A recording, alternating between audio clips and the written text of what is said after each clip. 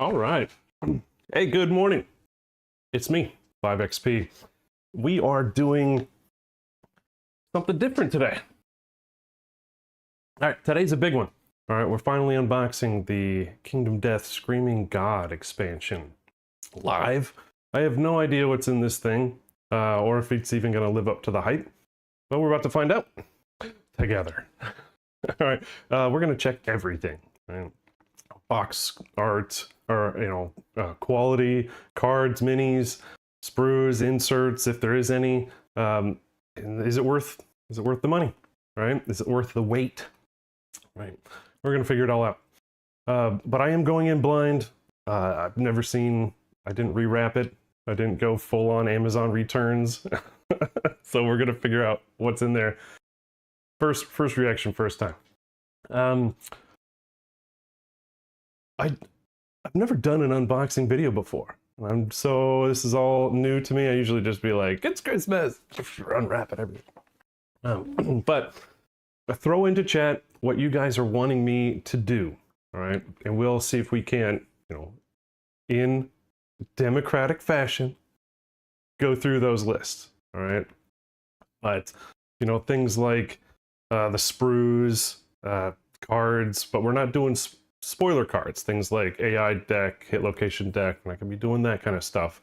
Want to keep spoilers right at the top there as far as do not touch. But everything else is pretty much fair game. Like, what do we think is in this box? All right, what's up, Necro? What do we think's in this box? Imagining. I mean, this is a big box, right? So. What do we got? We're looking at almost a foot across 10, so 12, 10, 7. 12, 10, 7 in Imperial units.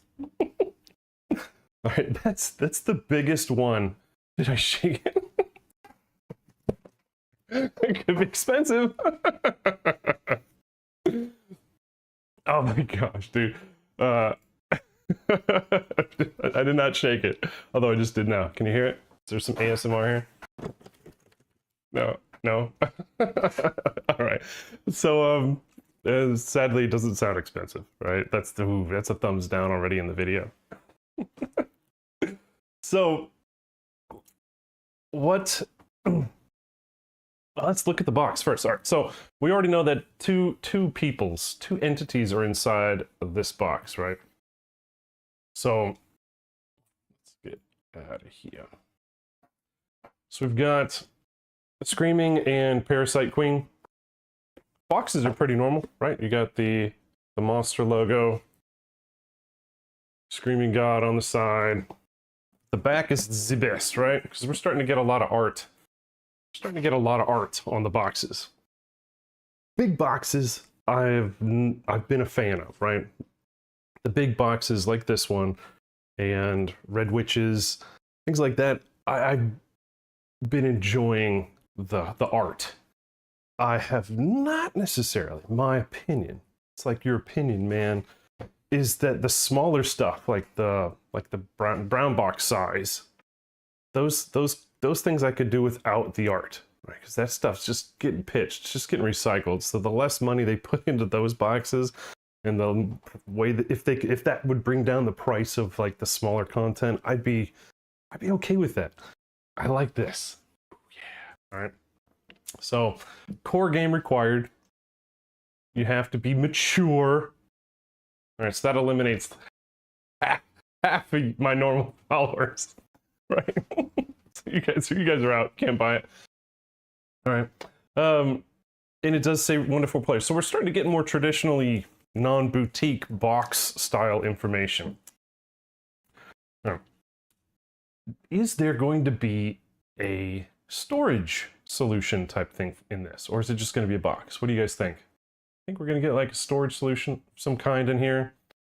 There's a lot of it's a big box. Like, this is the biggest box that has been released that isn't a core type of game, like Gameless Chest or the core game.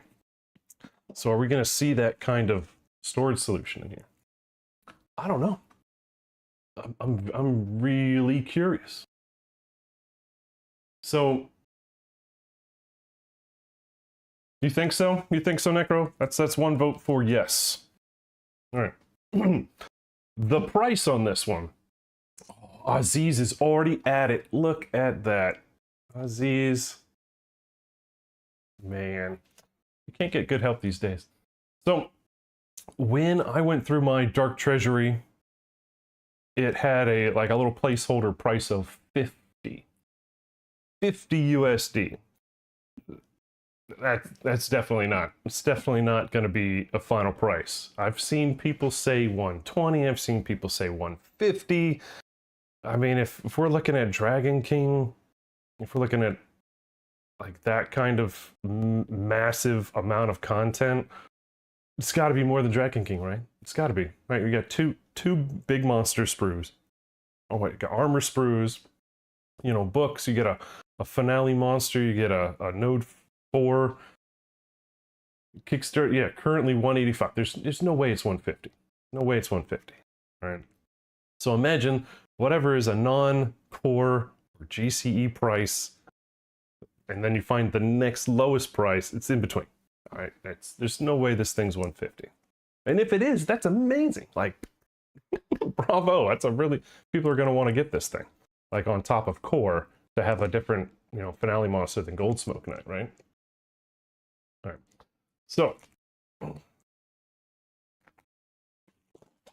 let's do it. Let's do it. Let's get into this thing. Don't break it. All right, does anybody have any lore info on the art that was on the box? So he's spitting out his dinner. Somebody didn't taste very nice. Do we know what this is all about? I'm not usually into the lore bits, or at least knowing what things are by just looking at them. So if you know what this is all about, put it in the chat. Join the group. Let us know. Oh, God, Aziz. The slow gravity drop of a giant box, vacuum sealed, pretty much.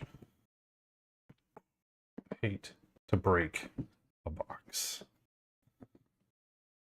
Come on, gravity. It's the law. Ready? Whoosh. I think I heard a whoosh. All right, as suspected.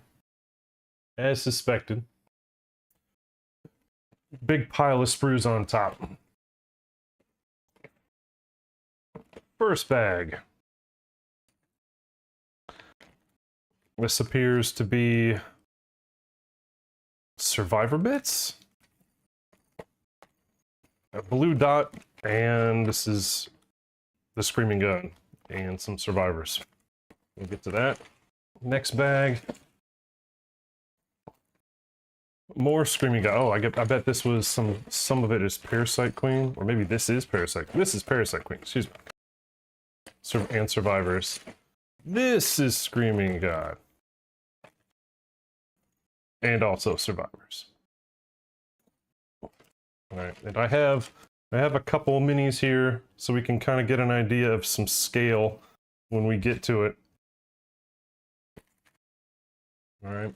Do we want to go over the sprues first? Let's just go over the sprues first. Screaming God. So you think that art's just an attack he does? It's not necessarily lore driven, just better watch out.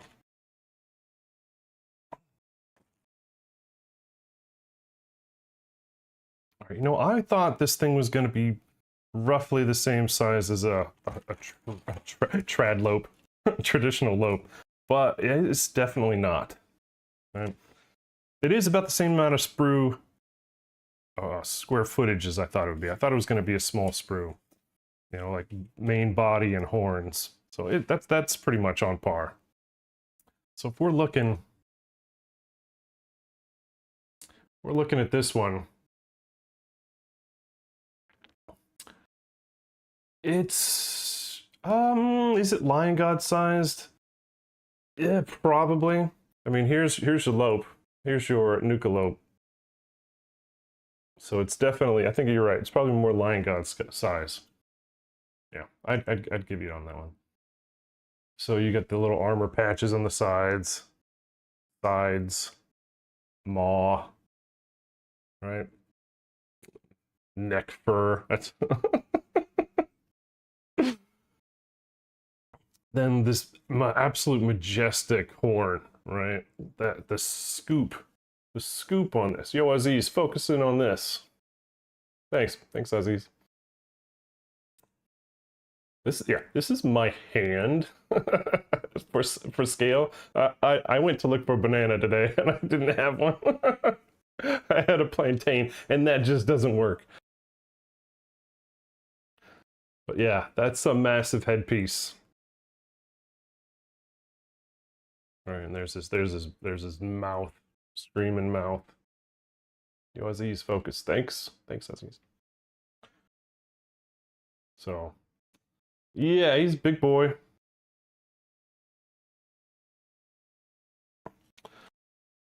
I'm happy that it's not a million different tiny pieces. The inside of the maw is detailed well as for us painters as well. Lots of fun little things to do with that.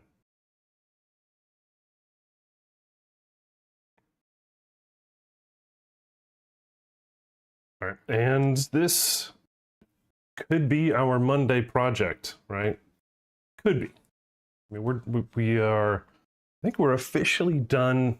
I think. Well, the royal we are done with all the monster models that I'll be fighting this campaign.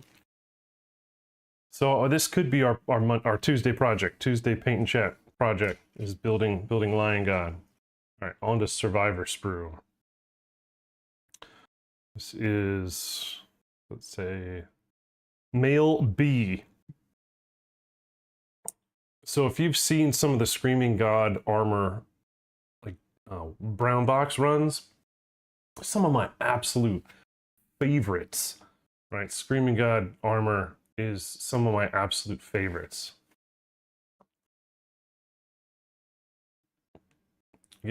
So we're going to get plenty of armor. We're going to get plenty of armor options, or excuse me, weapon options on these guys. I mean, there's a quiver, axe, spear, sword, bow, two-handed sword, scabbard. Maybe is that a sword as well? I mean, look at the options. This is one person, right? So when you're done building this the way you like, you're going to have, weapon armor sprues for whatever else. Plenty of options. Love that. I don't necessarily like that they're more narrative sculpting now. Right? So the narrative sculpts, they're already pre-posed for you. In case you're not a big poser type of person when they build their minis. I like to pose. I like to have an assortment of arms and legs, appendages, heads and things. I like to pick, what I want.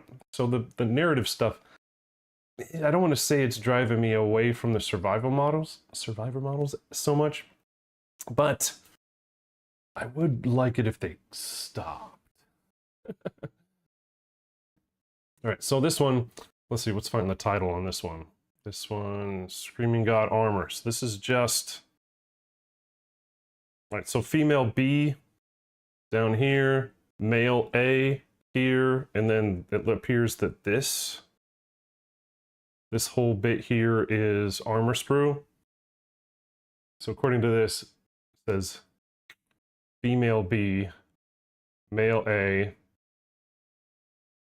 female B, and then armor sprue. Oh, female A. No, so, okay. This doesn't have anything, so this appears to be more male or more female B. So okay, so apparently you get 4 minis, right? With an assortment of weapons. I mean, look at that. Ball and chain, mace, and morning star, whatever. This shield is one of the ones that I'm just dying to put on. If you look, this shield. I'm trying to remember, do we have Somebody post in chat the male screaming armor with the shield and stuff and the axe. That's my favorite. And then Screaming God female with the spear is also. But let's see if we can't get a closer look of this one. Yo, Aziz. Focus. So this one's female. It looks like you get the whole gambit of items. You got daggers, so twin daggers. You know, quiver, sword, grand sword, bow. See a hammer, call it out. I've not seen a hammer. See spears.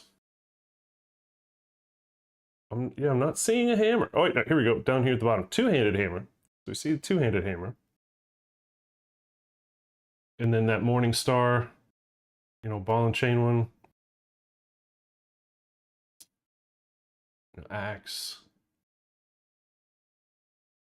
So you are going to be able to make whatever the heck you're going to want with these guys. Seems like the pose is pretty much set, but what they're wearing is not. Up to you. I'm going to build, but probably not paint. Probably not paint. Everybody knows I don't paint survivors. You want to paint my survivors? Give me a call. But monsters are mine. are my thing. But painting these is not painting these is feels bad. I feel bad. I do. I genuinely feel bad that these guys aren't going to get painted. Oh boy, are we going to get a lonely tree type complexity build on this? I hope not. Hopefully it's not like 28 million hands. We got to find out where they go. All right, what's this one? This one is Illuminated Lady, Illuminated Man, Illuminated something, nothing, Illuminated. So Illuminated Man, Illuminated Lady. Didn't we just have an Illuminated Lady release with art? Was that painter scale? Yeah, you've already offered. You're just gonna get like a UPS notification, like your package is on the way. It's 200 pounds. You're like, what the hell did I order? It's 200 pounds. You're like, oh, right. Those are 5XP's Survivor minis, and it's gonna take me the next century to paint. Like, you asked for it, man. You asked for it. All right, so we have seen the Illuminateds, right? They are scantily clad people. These look almost like starters. So yeah, if this could replace your 4 core game starter minis, that would be really cool. I know we went on a run there for a while where we were just getting like white or brown boxes of female like rawhide or less minis, like novice minis. And that kind of got a bit boring. But if we can get a whole set, now these are going to be scaled up, right? So here's an original Alistair, right? Oh yeah, that's something to show right there. So here's your scale. Yo, Aziz. No. All right, come on, Aziz. Let's get this right. There we go. So here's OG Alistair, and here's the brother that didn't skip gym day. Right? That's a massive change. All right. So I guess if you're the lanterns themselves. Let's focus on that stinking lantern right there. That lantern's massive. All right. So yeah, oh yeah, I didn't see this one. That is almost his exact same pose, right? So yeah, if you're looking to get your upgrade of your starter survivors, well, here it is. Here's your option. That's a dang good option. So I'm actually really digging these. And of course you can put whatever weapons you want on them, but some come with nothing. Which is honestly preferable for me, because you know you're throwing those founding stones early, they might not have a weapon at all. So having a guy that has nothing except a lantern, that's really cool. So dig this. This is a big surprise for me. I did not expect these, and this might be my favorite thing. So big win right here. 4 new starting survivors at the current miniature scale. So big win for me on that one. All right, let's start with the big one first. So this is Parasite, and she's very tall, right? Guys like girls with nice long legs, and she's got them. Let's check out that's huge.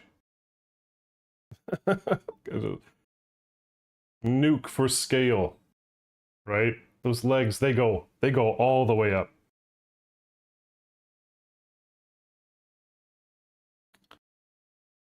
All right, and I'm not the best at fabrics, so this painting is probably going to take me a while, considering the amount of layers I'm probably going to need to make the fabric look nice, do it justice.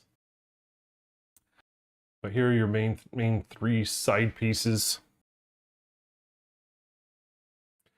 And I wish honestly, I should probably, if I'm gonna transform this video, I probably should find some photos of the completed mini to show, maybe in the side window. But yeah.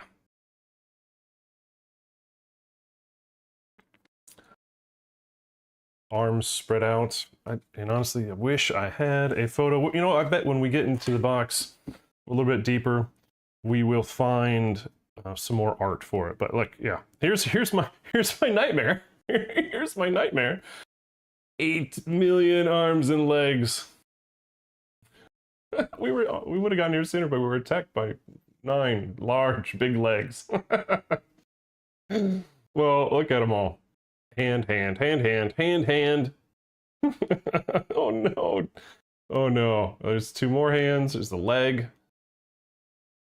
Oof. This one's gonna be a doozy. This one you might need moral and I don't know, physical support for the mental hardship that you are about to endure building that sucker. All right, we ready? That was sprues. Everybody good on sprues? We need any more focus close-ups on sprues? I like how they have the little no picking.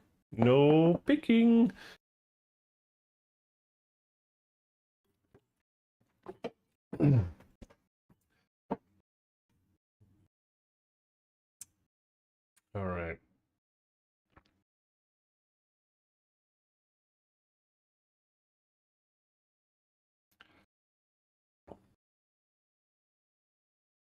All right, seems like we're still good. All right. Both are mega. Yep. Both are traditional insert and by heart Poots based. Yep. And as you know about me, I could kiss them for this. I could absolutely kiss them for this. Why would I kiss anybody for this? You might know the answer. If you know the answer, I'll gift a sub out there if you know the answer of why I like this. Anybody? Bueller, I'll give you a moment. I think this might be one of those, like, you gotta know me to get this answer. Anybody? No gifting subs today? The answer is no, it's definitely not about ease. It's not about ease. It's about... All right, there it is. There's a gifted sub going out there to somebody. I can play with this. This is a blank canvas, right? The narrative stuff where it already had, like, we just based, I didn't base, just painted my nukes, right? They leave you nowhere to go, right? So with the With this one, they've already got it already narrative based for you. And that's nice. I mean, okay, sure. But now I get to absolutely do whatever I want with that. And that makes me real happy. I can put the slate or shale on the bottom because I like real heavy based minis. Oh, by the way, I did end up fitting a washer in between the insert and the Adam Poots base on this. So it is a little bit heavier. It's not stoops heavy. I love basing. It's like my favorite part. Absolutely, probably my favorite part. All right. Let's send this out to somebody who probably clicked on me once and never watched me. Well, here you go. Congratulations, you done it. All right. Zeklo, whoever and wherever you may be, congrats. All right, so this right here, this gives me all the opportunity in the world to play with the base, and I am really excited to play with this one. If you have not been to Revamped on Instagram or was it Ko-Fi or any of those places, guilty. There you go. Welcome. You got it. Thank Necro for that one. He does some really cool CAD CAM stuff, resin printing, and he's been doing all the Screaming God stuff. So go check out his stuff. Revamped. I may use some of his stuff for this, right? I think he just came out with the little cube walls that you're gonna have to be running through on this. Spoiler. And he's triple layered them. And maybe I'll just take the top of one and set it down and use that as my base, as the start of my base. I don't know. I've got ideas. All right. All right, you ready? Let's get this. Let's keep going. Okay, here, yeah, big giant stack of cardboard. You know what? I'm not letting you see it anymore. Oh, what a dick. All right, here we go. And this is exactly what I'm talking about, right? This right here. These are the giant stone cubes that are blocking your way. This is what I'm thinking about as for the base of my Screamer. So it'd be really nice if I can make that a reality. All right. Don't know what these are. Maybe, I don't know, you guys have an idea of what that is? That little one by at the top there and the bottom. Maybe you're cutting, hacking bits off as you're running through, and that's what you have to kind of go back and get. And that's what maybe you have, that's part of the whole timer, to harvest.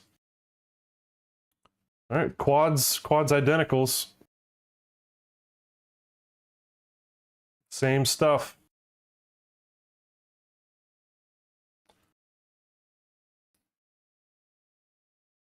Trampled vermin. I mean, is that with the question mark? Okay, yeah, totally looks. All right, so I mean, if we can get closer, can we get closer, Aziz? Aziz, can we get closer? There we go. I see. There's a hand, a horn, fur, little arms, maybe. So I wouldn't call that a vermin, but good guess, and your guess is as good as mine. But I'm thinking that's something you hacked off, perhaps. Yeah. I don't know. We're gonna find out.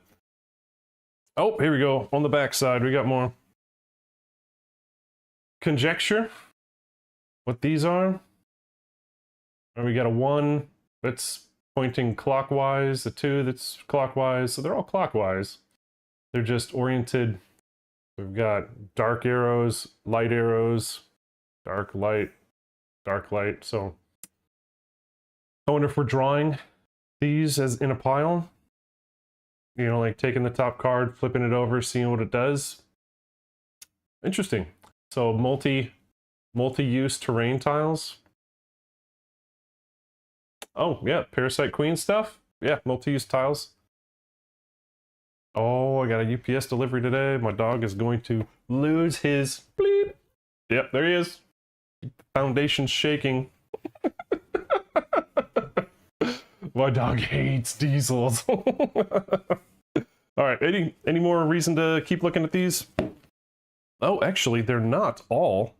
Oh, check that out. Look at that. There is more reason. All right, so this one, big fat nothing on the back. This one, let's take a look at that. A bloodied and broken. So this one looks as if something has hit it, smashed into it, and has left some claret on the bottom. So if we're looking, let's line these up. If you're looking, look, this one is, you know, scratched, but not broken. This one's got some claret and it's got some cracks. So that's curious. And then these two, yeah, these two, I think you're right. I think you're right, Stickler. I think these are Parasite Queen related. Very cool. So it goes up to 8. Yeah, well, let's see what that's all about. No idea. Ready for the next one? And this is one of the ones that the next bit is one of the things I was trying to figure out yesterday or whenever we were talking about it. What will the rule book look like? Will it be thick? Like, will it be like proper thick? Or will it be, you know, just standard size with the new, just updated look, like that thicker cardboard outer page with the gold lettering? Is it gonna be, it's not gonna be bound, right? There's no way it's gonna be that big. It's not gonna be core rulebook or update book size. There's no way. There's no way. Right? Let's find out. All right. It is Black Knight, Red Witch's thickness. To be like, hey, 5XP, why don't you do a comparison between the thickness of those books? Be like, oopsies. Can't. Because I don't have it. It's cut up in my spiral bound laminated collection already, which is where this one is destined to go. So as pretty as it is, with that beautiful gold reflection, ooh, as pretty as it is, it's gonna get chopped. It's gonna get axed. It's gonna get cut up and sliced up and laminated. All right. It is the same thickness as the Red Witch's book, though. Oh no, yes, you're so again. Okay, again, that was one of the #1 reasons why I chose to cut up my books in the first place, and that was the bindings just kept falling apart. So now it's kind of like, well, I pulled the ripcord. Aziz! Pulled the ripcord, pulled the Band-Aid off. All right, so in depth, here we go. I don't know if you're a crease smasher or you know, a binding smasher, but I am. All right. Now that is a majestic photo right there. That is a big boy.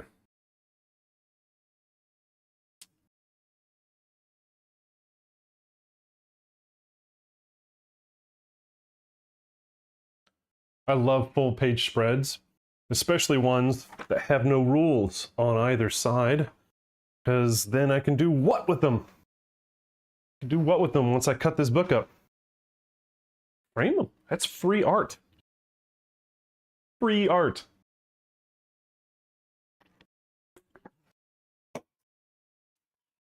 Yeah, I've got a big stack of free art. I'm not a big fan of the little postcard-sized art things that come with like the brown boxes, white boxes. I like the bigger stuff. I like the bigger stuff. All right. How deep of a dive do you want to go into this? Okay, so Screaming God gets olive. Yep, so if you are keeping track of like the different colors of expansions, this one is an olive. Which matters a lot to me because of the lamination style I do. when I'm flipping through, I'm looking quite a bit at the color. All right. Do you want to go over this last? Do you want to see what else is in the box first? I think yeah, let's hold off on this beautiful book, and let's see what else is in here before we go real deep diving. Next, cardboard playboard. Let's pull this light a little bit back. All right. This says, you know, Horizon deck, Horizon discard. So how we're going to use this again, I have no idea. I have no idea. I have not. This was never a thing at Gen Con to experiment with, to get sneak peeks of. Yeah, another board. I have thought about how I'm going to do the Horizon board, and I've thought about getting those little acrylic stands, like card stands, to get it to be more vertical. So that, and then I lay it on the side of the table so that we could see it. And how I'm going to do it is still interesting. I'm not entirely sure how to do that. But anyway, we'll see. Let's figure out the solution that they came up with, and then of course we, as humans, can come up with something that we like more. If there is something. Yeah, that is it. And I'm kind of wondering if this is going to fall into the same category. Yeah, probably staging for terrain. But I'm wondering if this is going to fall into the same category as the I don't know what if there's a title for it. The little flimsy cardboard piece that has like where you're. So here is the next one, which is it just artistic? I think this might also be just artistic. I don't know. Or is this laid over the board? You know, like is this going to be put on the board on the edge, like match up with this side of the board, so that you're only actually using 2/3 of the board during the combat? I don't know. Or is this just set on the side so that you're just always feeling the pressure of that stampede that is following? Because, you know, this whole thing is set as a monster is on the run, and you're on your, I don't know, either you're running next to it, or you're on some kind of mount, and you're trying to get the buffalo as he's running, and these guys are running behind it, looking for scraps or something. I don't know. I guess we're gonna find out. But this, the art is beautiful, right? I mean, the art is fantastic. Functional. I don't know. We're gonna find out though. We're gonna read a little bit. But the dust, and honestly, okay, now I'm really happy about something. You guys remember what I decided to do with my Gigalion, which it's in the case downstairs, so I'm not gonna bring it up. But the smoke, like the dust kicked up all around it, is the exact same color as the dust kick up I chose on my Gigalion. I'm happy about that. All right, so whether I'm going to use those two boards, which, I mean, it's a little bit more than a centimeter. So thickness, yeah, wasted cardboard. I don't know. I'll come up with something. All right, next. Here are this is again one of the big surprises of this one, is that they were like, you know what, we've also thrown in a vignette. So, which I love. Man, boy, they're doing a great job. Poots and Co. doing a great job of these vignettes. And we just did the Screamer, the Nucleope on channel like a month or so ago. Had a lot of fun with that. Pretty complicated. I hope this isn't as complicated as that one. But having these little one-stoppers so that like you don't have a whole weekend. You can do a quick little game of Kingdom Death, no hunt, no settlement, just a showdown. Love these. All right, let's take a look. We've got Harmony Yo, Aziz, you wanna zoom in on that? Thank you, Aziz. So look, we got our favorite guilt trippers have created an armor set. So we got the Smog Singers, we got the Sax. You know, is that a full set? 1, 2, 3, 4. Yeah, full set of singing with the Lucky Charm and bandages. So okay, I think I actually already built somebody with that exact same outlook. We got Melody with some Gorn items. Oh, and some Count items. Interesting. So this setup is very unique and fun. So you have to screenshot that one. Yeah, oh yeah, that's a great point, Broken, is that Broken Wheel is saying that vignettes are also a really good way for the team to point out really fun, unique combinations that maybe you haven't tried with gear. I think that's a really good point. All right, so we've got White Line, the Zambato, and the Vespertine Cello. So dang, this campaign has got Flower Knight, Gorm, Smog Singers. Like this is a very interesting, eclectic group. Like their world is full of some very interesting assortments of monsters. And then of course they're pretty long in their campaign because they've got the beacon and the lantern and oxidized stuff as well. So these guys are well into their campaign. Of course they are, because they're going to be going up against a node 4, right? That's the whole thing, is that this is a node 4.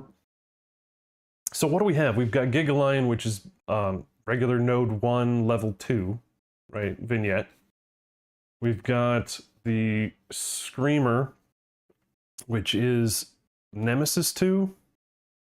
Right? Is that right? Nemesis 2? And then Screamer's just node 2, level 2.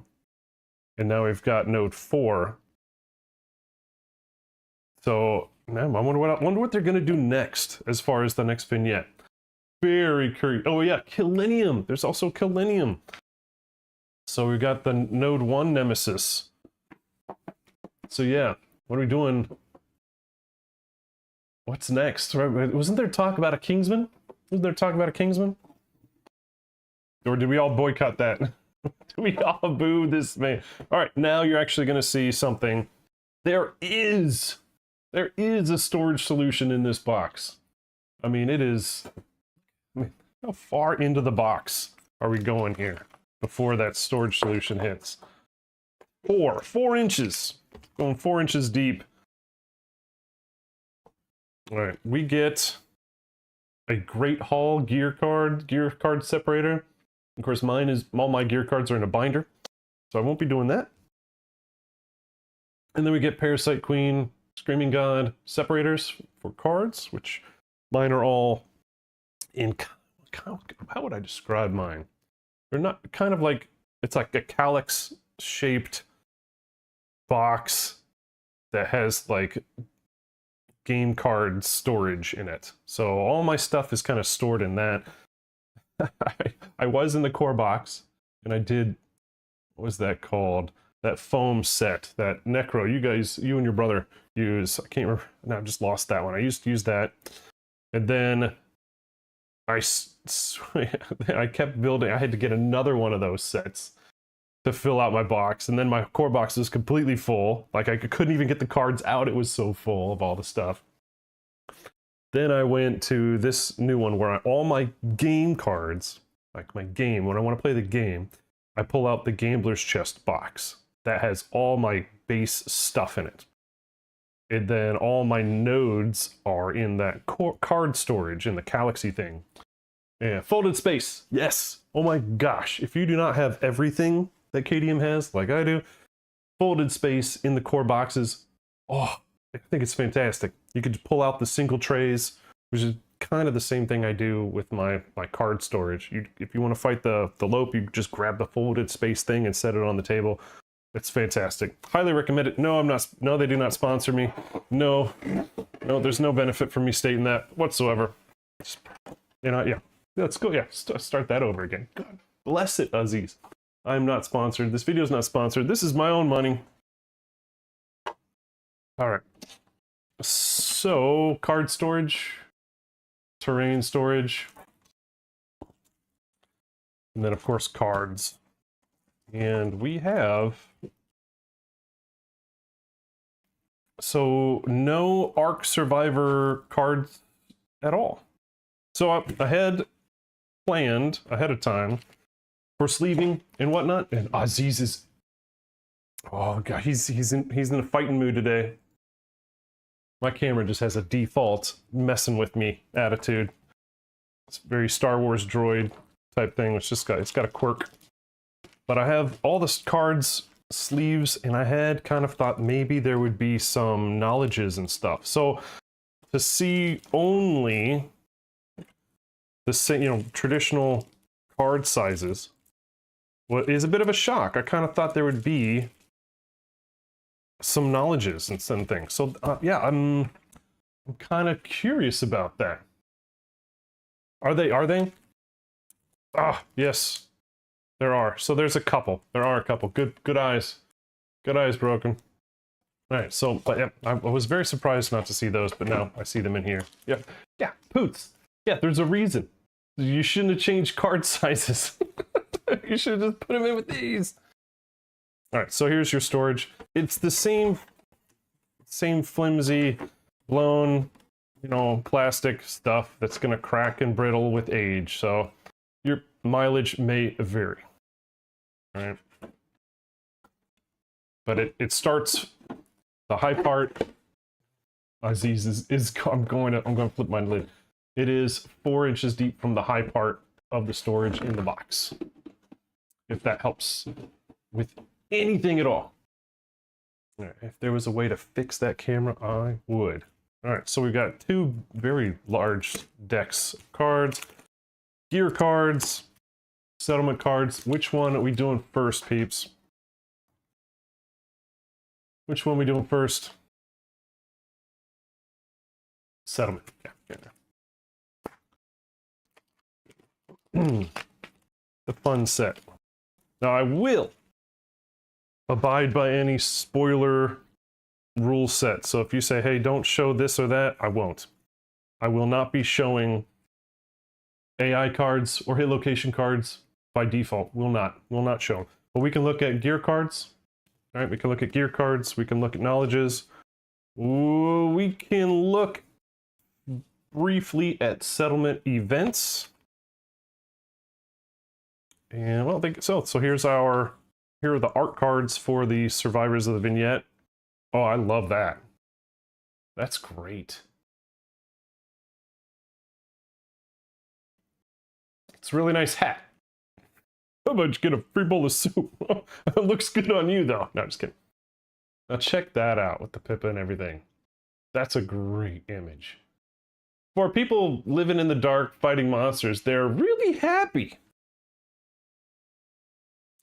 This is a different style. This very, very anime style. Hey, yo, Aziz, thank you. Super anime style. So I think I'd prefer a little darker. They did accept the darkness. See, I like this one a little bit better, right? And that weapon, I can't wait to see that weapon in here. All right. Oh, that is a bummer. So be prepared for your settlement location to be bent out of the box the way it is put in the storage. So that's a bummer. But here it is. Here's the Great Hall. Or actually, what am I doing? Here's the Great Hall. So see, I'd love to have this, and I hope it is in the rule book, so that and with no rules on it, so I can get that on the wall. I love these OG charcoal type drawings. They are amazing. All right, so here we go. Not that we know anything about it yet, right? We know nothing about it. But there you go, I'll have that up there. And you want to go, yeah, do you want to go through the gear while we're looking at it? Let's do that. Yeah, no breaks today. It's only 2 hours. And we are right at the hour mark, so yeah. And if you don't like commercials, commercial, then hit that sub. If you are a member of Amazon Prime, you're sitting on a Prime sub, hit that. Ignore those commercials. Oh, I was trying to do that fancy like dealer thing. They're very stuck together. They need a little bit of assistance.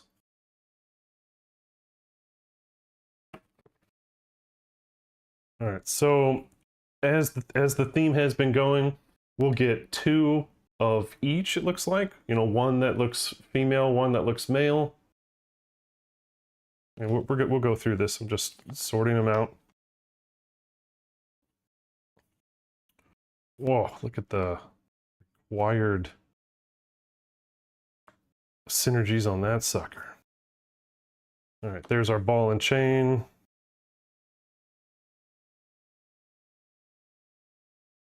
So it looks like we get 3 of each traditional weapon, as is customary.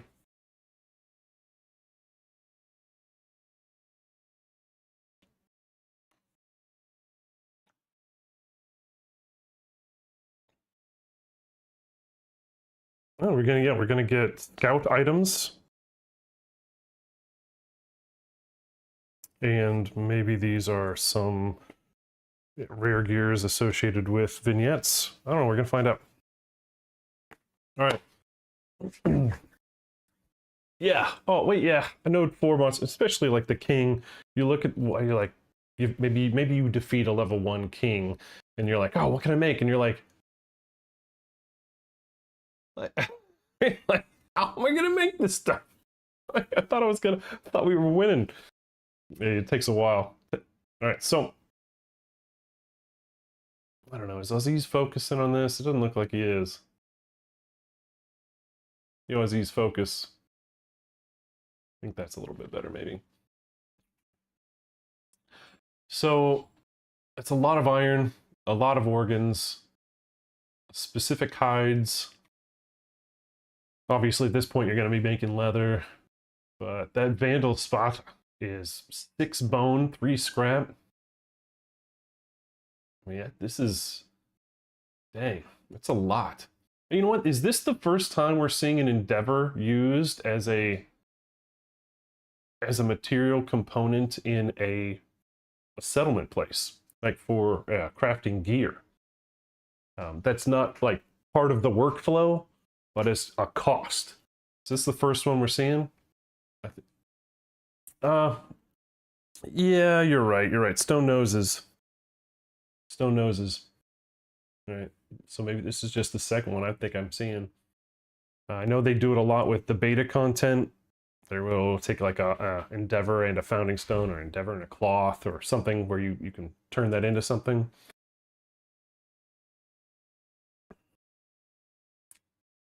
Sure, we can call it that. But I think that's cool. I think I think using that right in seed patterns, we see it in seed patterns. Yeah, but I mean, like, yeah, on a settlement card. Anyway, all right, let's go over some of these. But I'm most unhappy about it being bent, but it's not something that needs to be shuffled, so I don't care so much. And it's going right into the sleeve.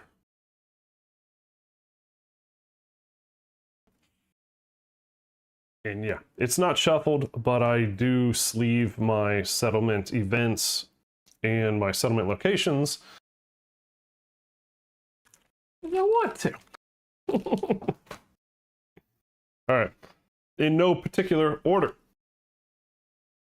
Might need to increase because we're doing gear cards. Let's increase the zooms, the zooms. We've got a nice spread of gear, so we've and I'm definitely ready for the Meteor Unguis, or whatever, however this is pronounced.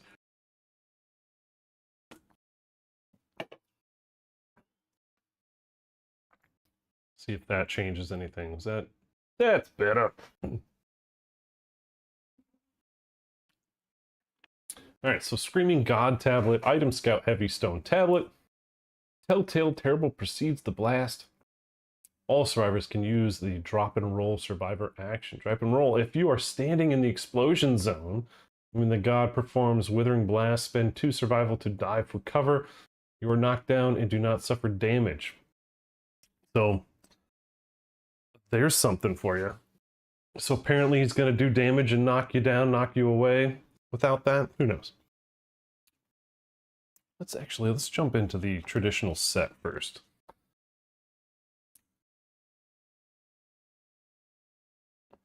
The headpiece. 9 armor, right? 9. So it is heavy. Boss is swift. While you are the most insane survivor, all survivors have +1 movement, so very much boss Mendy. Right? So all survivors, not just adjacent ones. That's pretty cool. That is, I can see how that's going to help. You're going to be needing to move on this one. I have a feeling that there's going to be a lot of adding movements or jumps and things. Yeah, Boss Mendy synergy. Again, it's not adjacent, but yeah.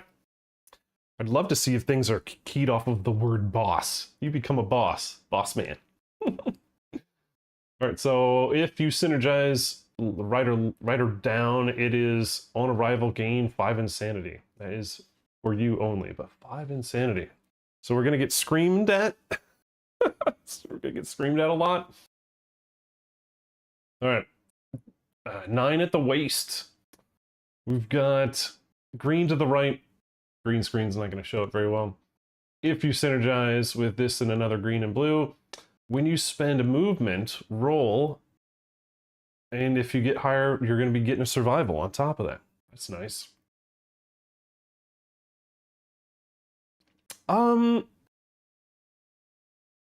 Yeah, a double-edged sword maybe? Like, you know, like the original Lope, like anybody has 20 plus, at the end, you're going to get disappeared, you're going to get, you know, run away. We'll see. We'll see. That's a good comment. I like that. I do love the possibility of gaining survival on a roll while moving. So that's really cool. And this is just when on a spend. So trad movement, dash. I mean, add chain dash to this. So you add drifter, you know, wanderer drifter to this, and you're doing chain dash. I mean, you could be recouping, right? And maybe there's something to lower that. I don't know.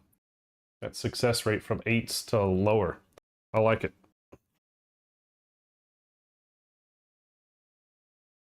All right, this is all greens. So Alpha Great Crest. You know, pretty much all of them are armor set, furry, metal, and heavy. Alpha Eminence. Oh, so they're not boss. You're Alpha Eminence. Do we bow? Curtsy? When you encourage all hearing survivors, now whatever happened to the non-deaf, you know, phrasing? So gain 2 insanity. So there's more insanity gains. Very interesting. All right, yeah, we're seeing lots of. Yes. So I don't want to say it's normal, but they have done body type A and body type B armor stuff before. Yeah.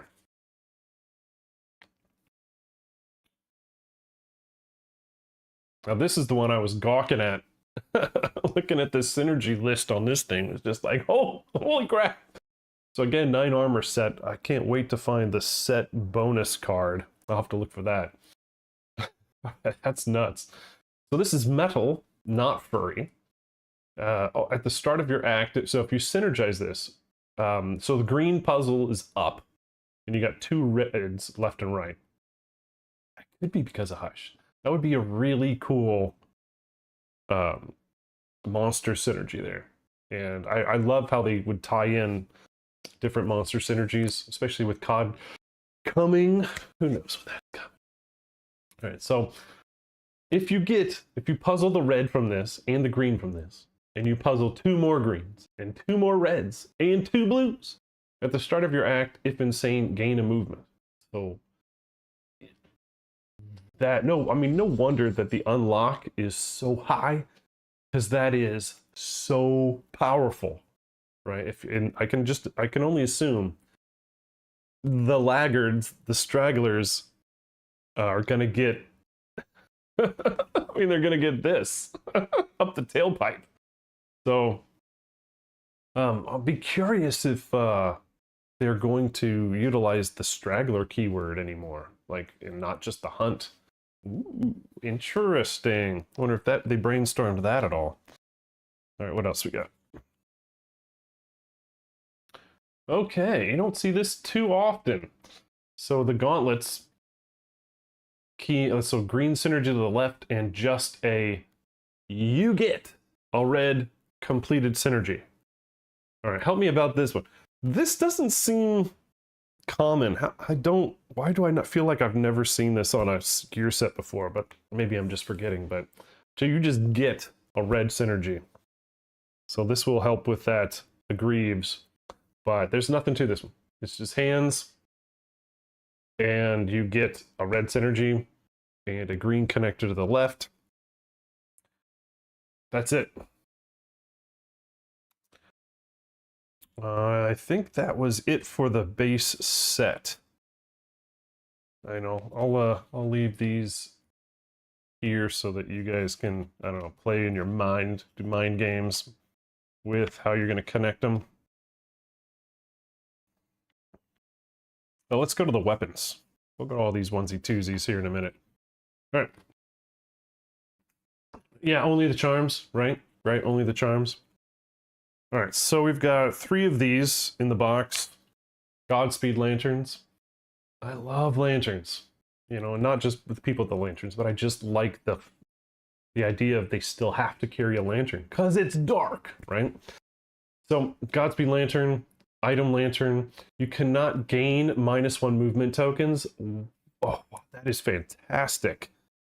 I can only assume that this screaming thing is running and he's just tripping you. he's full Olympics, you know, troll. He's just running track and field and tripping the people in the left and right lane. All right, so this would be really cool. And you may dash if you synergize everything to this. You can dash without spending survival while you have no survival. Wow! If this is not the most amazing lantern I've seen yet, I don't know. That finish here, Necro, yeah, that affinity bonus is nuts. So big surprise to me is this lantern. So not only by default, you can't stop, won't stop, shoot. Right. So cannot gain -1 movement by default, and then you can dash without survival at 0. So while you have none.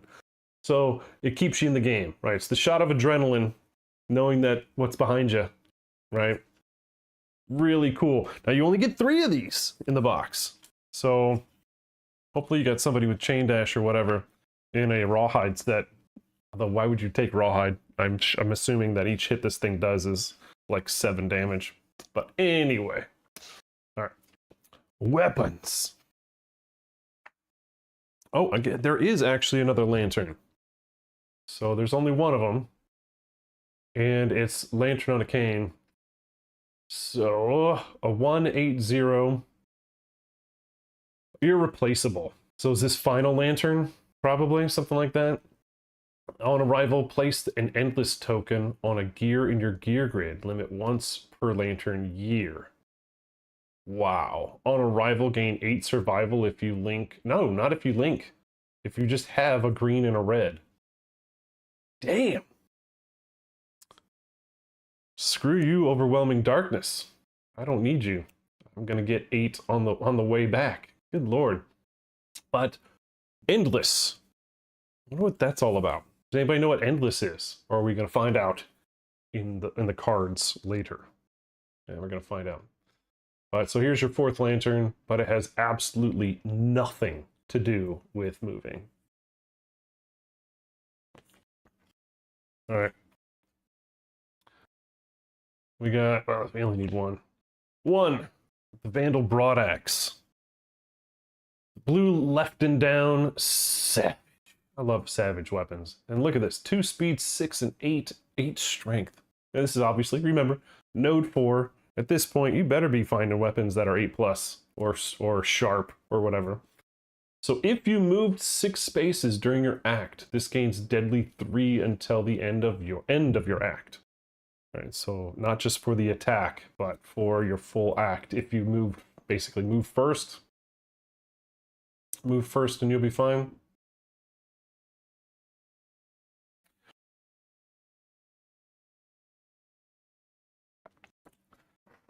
All right, let's see. And that's if you connect one of the blues and have a blue anywhere else.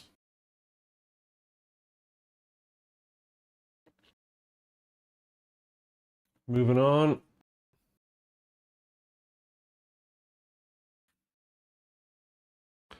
Vandal Sledge. Yeah, crit X.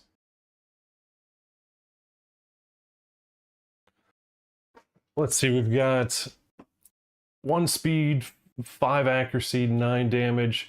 Look at this thing. Look at, so it's got a giant screaming god face and horns on one side. Heroic. Have we seen heroic keyword recently or at all? I don't know if I've ever seen heroic. Reach 2, surpass 5. Oh, I love surpass 5. I like a low surpass number for double damage. If you move 6 spaces during your act, this gains 5 more strength. Until the end of your act. Heroic is reroll 1s on wound attempts. Oh, nice. Can anybody tell me where that was? Yeah. The video looked like it was stalled, so just figured I'd drop it. You're not here to see me anyway. Come on now, be realistic. See patterns? Okay. All right, this thing is amazing. I love this one. So you get reach, which we love reach weapons for reactions and whatnot. Surpass 5, and it gets 5 if you move 6, at least. Like, this is a hoss of a weapon. What was the build on this one? This one's the Vandal Sledge. One calcified cataract, 2 patchy hides, and 2 iron. So, I don't know, 5 items. Seems low. Seems low. And it's, oh yeah, huge stickler. You're not wrong. It's not cumbersome. Yeah. It is two-handed, but whatever. Alright, next. Vandal Spotter. Alright, what do we got? Lots of dice. So 3, 7, 8. Barbed 4. So we are seeing weapons with a nice amount of strength. So if you synergize 2 reds and a blue on your grid, if you move 6 during your act, increase your perfect hit range by 2. So, and it's a sword, not a dagger.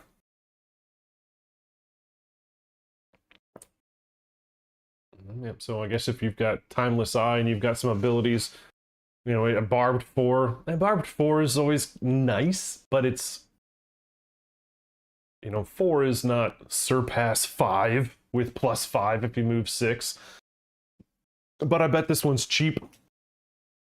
I bet it's cheap. No, this is the one that's crazy expensive. 10 stinking materials to get that seems off compared to the other one. But that's just me.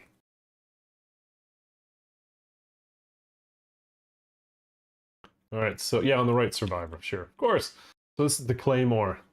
Oh man, look at this thing. So, and the Vandal Sledge wasn't slow either. So, yeah, fair enough. Who knows? If you're doing a Gorm campaign, I don't know, maybe you're running out of resources. Who knows? Vandal Claymore. It does. And the mini, sorry, not the mini, but the plastic for it is also dope as hell.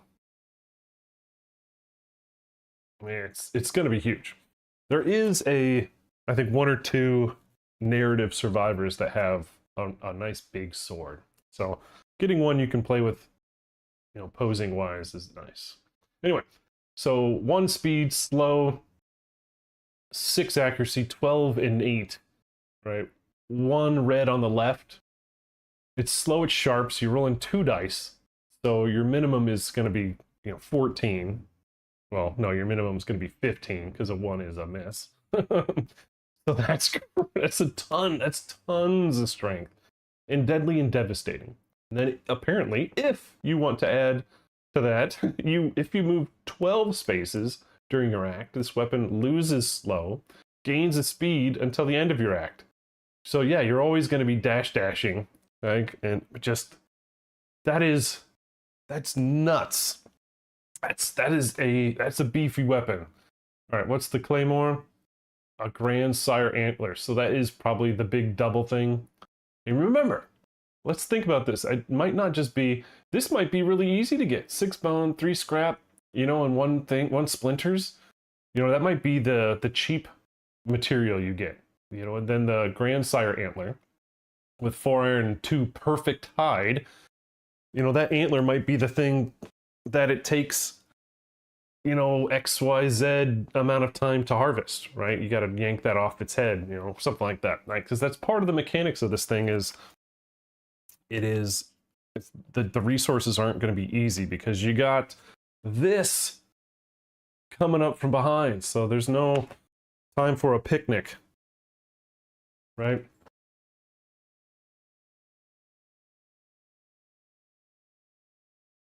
No time for a picnic. All right, let's do now we're doing the spear. Yeah, I mean, that was cool. Imagine being able to build that and getting some lantern years of use out of it. All right, Vandal Pike. 2, 6, and then another number. Green up, and if you synergize that, connect that and a blue somewhere else. If you move 6 spaces, increase the reach of this by 1 until, so that, you know, I don't know how many weapons we have that have a reach of 3, giving you 2 spaces in betwixt the monster and you.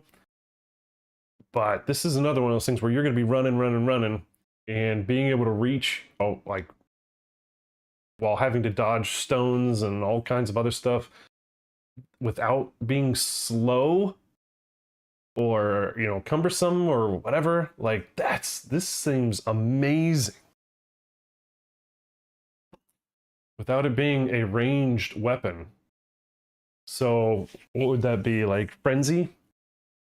You know, being able to, but it's not cumbersome, so you don't need to worry about it. But where is this? The pike is an ungulate digits, 2 iron, a hide, and 3 hide. So this seems easy to get, I guess. I don't know.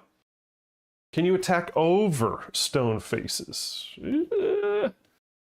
I don't know. I would imagine these big giant blocks are impassable and all that other stuff. Like you can't jump up on them. But that's a guess. We're gonna find. Vein Needle. 2, 7, 6. Range 5, frail, and sharp. Is this, where was the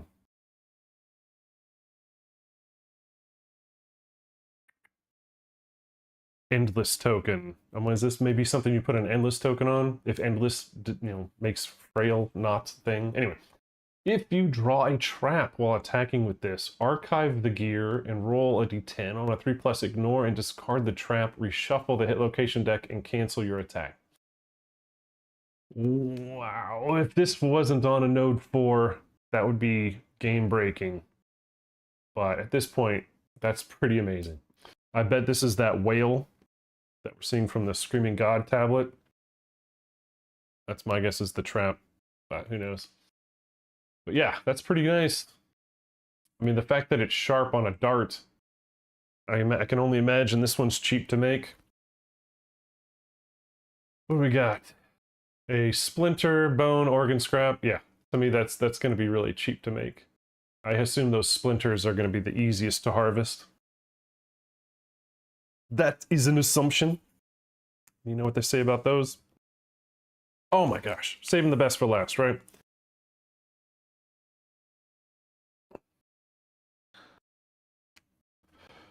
It is 4 speed, 8 accuracy, 0 strength. 0 strength! All right. Unwieldy, so if you roll a 1, does damage to you, I think? Surpass 10. Okay, I've got to read this. So it's a green up, blue left. Impulse buildup. When you attack with this, after each wound attempt, add the wound attempt total to the strength of the weapon. At the end of your attack with this weapon, it returns to Z. It returns to naught, right? Interesting. So you're gonna line up the things you don't care about, hope they fail in order to, and then roll high? I mean, I don't know how, this seems ridiculous. But I guess it really does take into account, you know, you're spinning this thing like Bombata, you know, and you just, you know, the more it spins, the heavier it gets. I don't know. Yeah, I don't know about that. This one seems like it's gonna key off of something else. Maybe some, fighting arts or something we're going to get later on, or maybe there's a couple plus your innate strength, like to each one. I guess, man. I mean, forcing your survivor to have not only amazing accuracy but also some really great innate strength. Yeah. I don't know, but that does. Yes. You are not wrong, Broken. That forcing club, not forcing, but club mastery is a big, like, you're gonna want that. So that's pretty cool. I like those are the weapons that we have 3 of, and then we have 6 items here that have only 1. So let's look at that shield that I love so much. Trophy taker. Oh my goodness. Look at the strength on that thing. Oh my goodness. That is a beefy boy.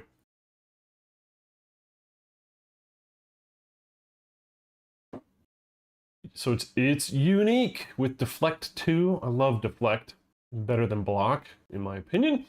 If you deal the killing blow with this, gain an indomitable resource of your choice from the defeated monster. Limit once per campaign per monster. Okay, I can see. I like, you know, that last sentence makes it balance out a little bit. So you can use it once on the lion, once on your node 1, once on your node 2, once on your node 3, once on your node 4, and that's about it. But then that's in addition to, right? So if you get the killing blow with this, you get to pick, and then you got to get another one if it's a level 3 or if it's indomitable. This is amazing. I love this shield. So not only is it looking great, but it also has an amazing feature. That is so great. I love this. Now, I'm a shield guy. Like, this floats my boat. Because I'm a warrior in WoW, and so I'm a shield collector, and so, like, this is something I'm very excited about. Oh, please, Lord. Don't make it impossible to gain. You need a sculpted slab. You need 2 iron. You need a winding stomach and 3 organs. Oh, we're gonna find out. Right? Now I need Poots and Company to come out with more IRs. Alright, let's go. We've got... This is an accessory? No, it's not. So it's a fun little miter helmet. 2 armor. Irreplaceable. Aziz is having a field day focusing on him. What are you doing, Aziz? Like a heartbeat there. Irreplaceable. It's got green up and down, and you have to connect them both to get the synergy bonus. If there is an endless token on this, which was from the lantern, which is from this, at least that's the only way we've seen so far, at the start of your act, move it to a gear this points to. Okay. While there is an endless token on this gear, you have 8 evasion. Okay. And as we know, evasion is the greatest stat ever. Yep, I know luck was out there as an option, but no, it's evasion. If you wanna survive, that's the number one thing you gotta get right. It's half an. Oh, you're right. Nice eyes, man. Look at this guy. What is he really wanting to be on the other side of it, right? Very interesting observation. Have we seen that anywhere else? Yes, we have. It's right here. So chest to armor 2, not an accessory, irreplaceable. If there's an endless token on this at the start of your act, move it to the gear. This points to. So if you synergize the up and down red, while there's endless token on this gear, you have 8 strength. Well, it sounds like you're gonna be rolling shield on, not shield, but what's the ball and chain? You gotta be rolling this one. So who knows? So yeah, every other turn you're gonna be alternating between defense and attack. Ah, very, very interesting. Oh man, I bet somebody's gonna come out with some really cool meta on that one. What to put with it. Alright, we've got some juice, some grog. Ceaseless God Grog. So it's a meal, Screaming God, unique. Flavors are just out of reach. If insane at the start of your act, gain a movement. Oh, okay, so yeah, anything we're gonna be getting movement from seems amazing. Now let's see. The those infinity things are rare. So we assume those are going to be obviously something else. The shield is not rare. Is that lantern? Yeah, that lantern with the endless token is rare. This one is, oh, I didn't look at that. So that's a meal that's going to be related. This one is Great Hall. So this one's craftable. Musk diadema. Cigar. Green left, blue up, red right, unique. Start of each round, roll 2d10. If the result is lower than your hunt XP, you can dash an additional time without spending survival this round. Otherwise, you're knocked down. Yeah, I think you're right on that one. That's another good observation. All right, so this one's a pattern. So the Vandal recurve. Seed pattern. 2, 7, 16. Range 9. Devastating one. Wow, range 9. I mean, imagine this with Red Witches. Titanic draw weight. You must spend 2 survival to activate this weapon. Ignore... Oh, wow. Ignore obstacles when drawing line of sight with this. So it's just going to go right through everything. That's crazy. That's amazing. I can't imagine what it's going to cost to make that, but that's going to be awesome. All right, what do you guys think of that? A whole set of really, man, fun stuff. You know, but, you know, we are going to find out, I think here shortly, how difficult it is to make any of that. Yeah, I think it's going to be really difficult. All right, is my camera? No, my camera's still a pain. Still freeze framed. This ain't the 80s. We don't freeze frame. All right, next we're gonna check out these knowledge cards. 36. So when you add your Screaming God cuisine, attain the pack leader Screaming God knowledge card. Nominate a survivor to gain it. Shuffle it into the knowledge deck. If you have family, all other survivors that share a surname get a nice little 2 Lumi bonus. All right. Knowledge card, pack leader. So these are for ARC survivors. So it's knowledge monster Screaming God. You cannot depart with any other pack leaders. After you spend a movement during your act, you may choose another survivor to gain a movement, which must be spent immediately. Limit once per showdown. And when you use it, gain a checkbox. I think that's amazing. As far as synergies for Screaming God, basically passing out, you know, free Oprah movements.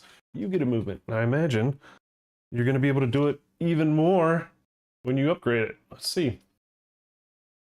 So after you spend a movement, you may choose another survivor. Okay, you must do it. Limit once per round, right? First, it's limit once per showdown. Now it's once per round. Observation is so if you move 12 spaces during your act, you gain an observation checkbox. Dang, once per round, you're going to be handing out movement. All right, what's our level 3? That costs 7 Lumi. It's not that bad. I mean, for a node 4 at that point in the campaign, you should be able to accumulate. All right, so you still can't depart with another pack leader. And after you spend a movement, you could choose another survivor to gain a movement, which must be spent immediately. And there seems to be no limit. And it's using the art from my favorite brown box, the Screaming God guy with the shield. I love it. That sounds incredibly OP. I absolutely adore that. So that's a knowledge I'll definitely be gunning for. All right, what's next? Settlement events. So we got Scout. Let's do the Scout one first. Below me. I don't get it. Trebek. All right, so this is the tablet gaining one. All right. Well, do you guys want me to reveal these at all? Do you guys want me to show these, or are these considered spoilers? I don't know what you guys consider spoilers. AI and hit location definitely not going to be shown. But are these in the realm of spoilers, or are you okay looking at these? I'd hate to upset anyone.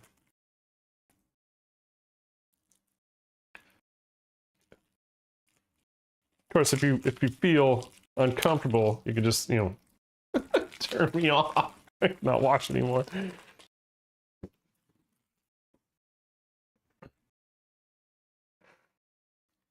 Yeah, all right. Yeah, all right. So settlement events are good. Well, then we'll keep going. Boom. You guys take a look at that one.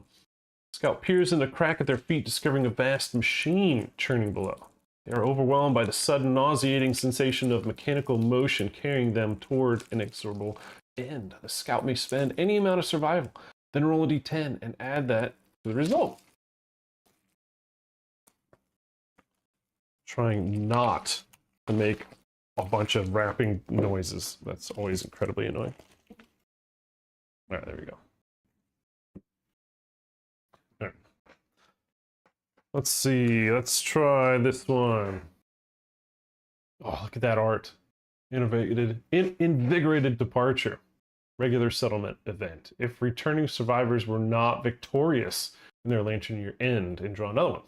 Otherwise, survivors return to the settlement fixated on their recent victory, unable to release the tension in their nervous systems. They hoard the hard-won bones of their foe, reserving them for agitated displays of dominance.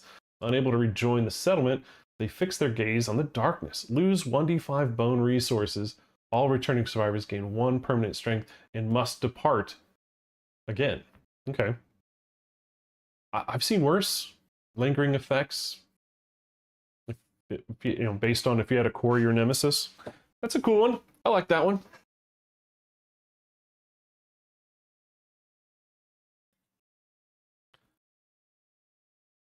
Smoke break. That's excellent. Smoke him if you got him.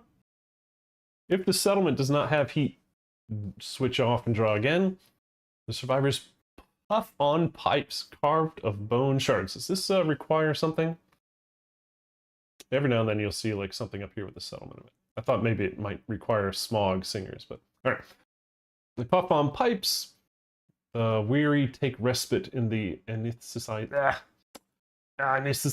vapors, whatever. Anyway, roll a d10.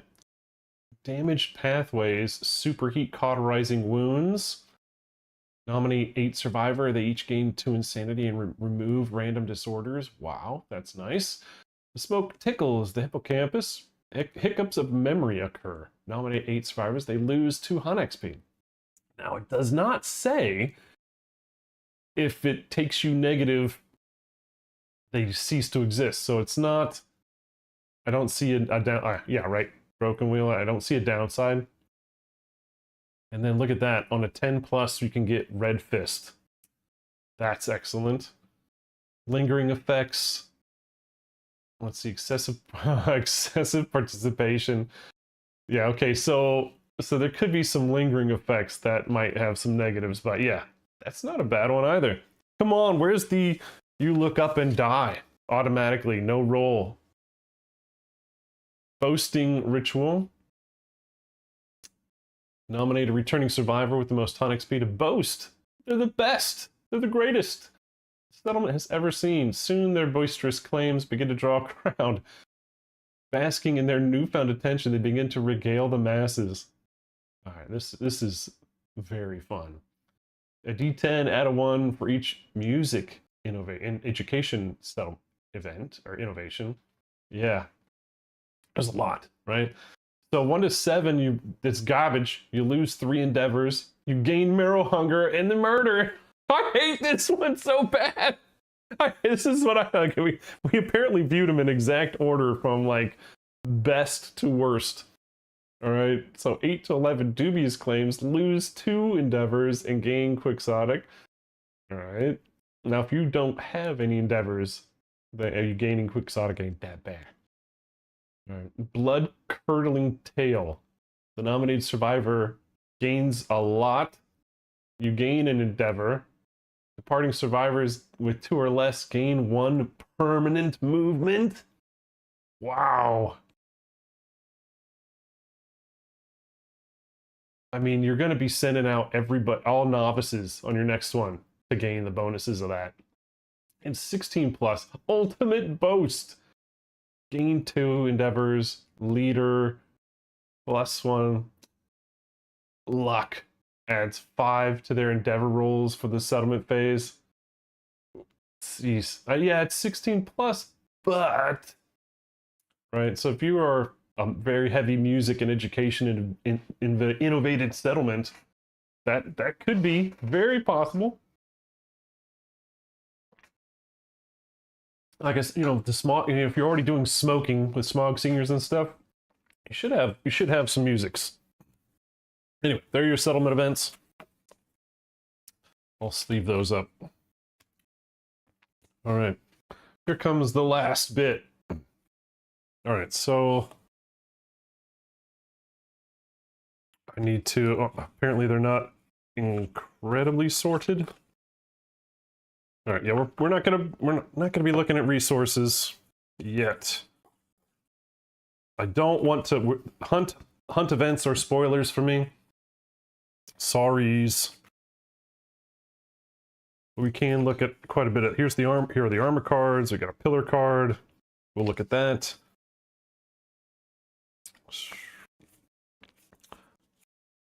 Okay, this is some Screaming God. Hit locations, absolutely off the table. Will not look, will not discuss. Absolutely not.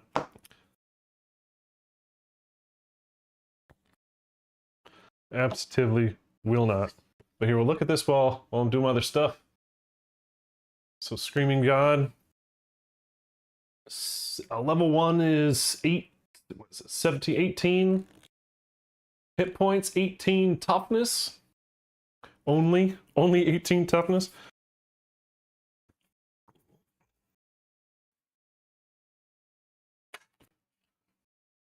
Standard size resource deck for the Screamer. A little bit light, but apparently Parasite Queen has resources. So about half the size for Screamer, or of Screamer. But the fact that she has resources, very interesting. Let's take a look at this a little bit more. Again, I don't want to look at all those things yet, right? I do want to, yeah, I agree. Parasite Queen having resources, very interesting. But I'd say this is a pretty healthy size deck for Screaming. All right, pillar card. So this is going to be, I'd say that's on par with King, right? 24 with 29.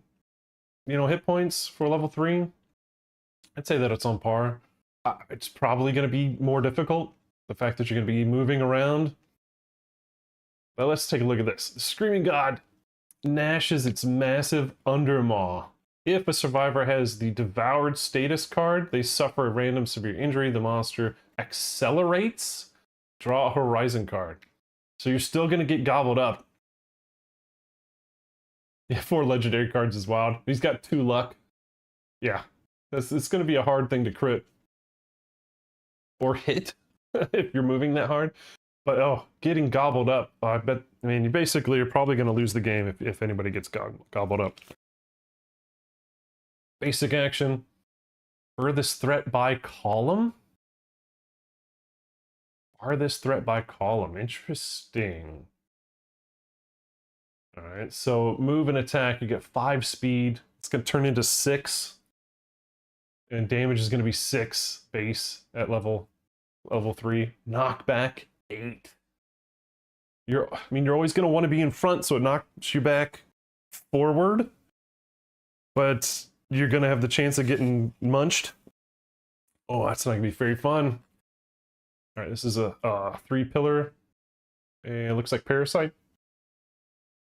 Manifold Spread. Life burgeons, rolling over the stone-faced plains in search of welcoming hosts. When your settlement gains the starting innovation, also gain Manus Infestation. Oh, well, I'm sure we could find that. Vignette survivors. Terrain. Pattern, that's for the bow. Innovation, there we go.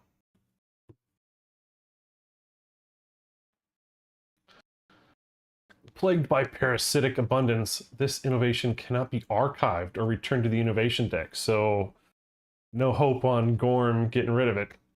During the showdown, after a survivor suffers a severe injury and survives, they must roll the d10 on 9+. Something within them stirs. They gain a parasite. Yeah, good or bad. We're going to find out.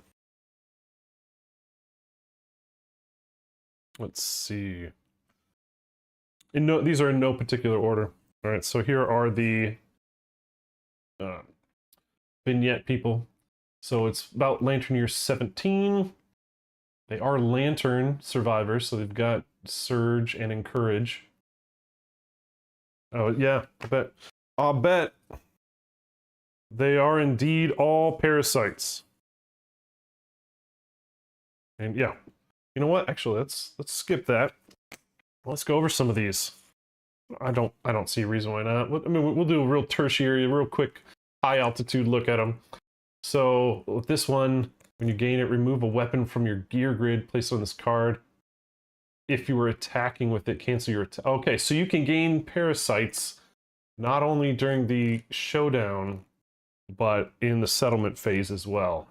So at the end of your act, suffer damage equal to the strength of the weapon on the card. And when the parasite is archived, return the weapon to the gear grid or storage if you're dead. Wasn't that nice?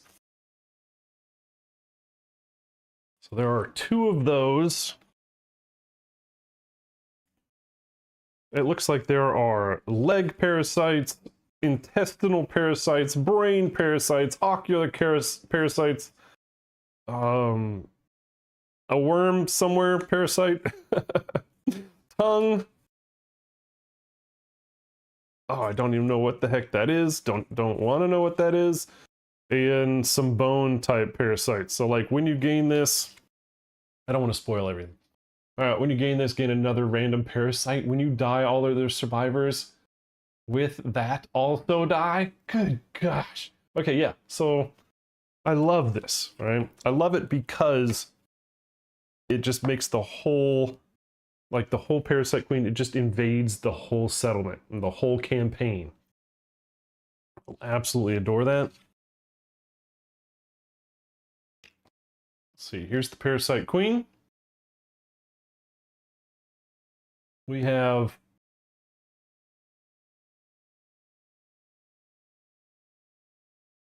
toughness of 25, looks like hit points of 25, 12 legendary cards, but I mean, at that point, I mean, it doesn't ramp up. It's always going to have it, so whatever. Movement 10.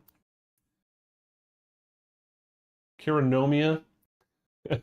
Patterns of meaningless symbols dance on the monster's surface.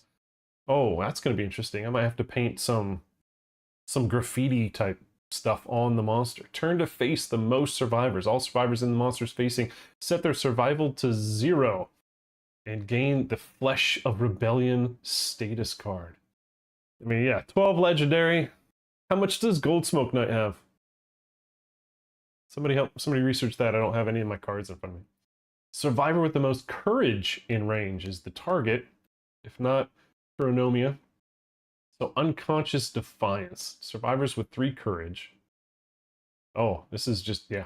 If you have 3+ courage, are guardless in this attack. And look at that synchro. That arrow forward synchro. 10 speed. All right, did it do the thing where it's like, it has them on here? Okay, so no extra speed or damage cards, or tokens. So it's 10 speed. And it's hitting everything, right? Because it's 2+. So hopefully you have a ton of avoidance. 6 damage, and then after damage. Oh, and you're guardless, right? So no dip, dive, dodge, duck, or dodge. You are smashed by a wall of gesticulating flesh. A hanger-on emerges from within the folds of the monster's uncountable palms. Eager to latch on. Suffer knockback 6 and gain a parasite. Ooh. I mean, are you going to be able to suffer 1, let alone 2 hits? That's amazing. All right, what else do we want to look at here? I want to say we're running super short on time. But I do have places to be. Today is the first game for me in the charity tournament, charity hockey tournament, and I have to go and check in and all that stuff. So I want to make sure we get as much transparency on this new box as possible. Dang, that's a lot of AI. That's a big stack of AI cards for the Screamer. Holy cow. And you know, for me, that's just replayability. That I love. I love having a huge assortment of AI cards to randomize. So actually, let me go back to that. Right, so with that big stack, so 14 basics, 10 advanced, and at a level 1, you're only picking 5 of them. That's great replayability. And even at the level 2, 7 out of 10 and 2 out of 4 legendaries, that's going to be good replayability. Love it. And look at that, movement is infinite. Hey, Broken, glad you could join, man. Thanks for all the insights. Parasite Queen. Again, decent amount, but you're going to be using this whole stack every single time. Every single time.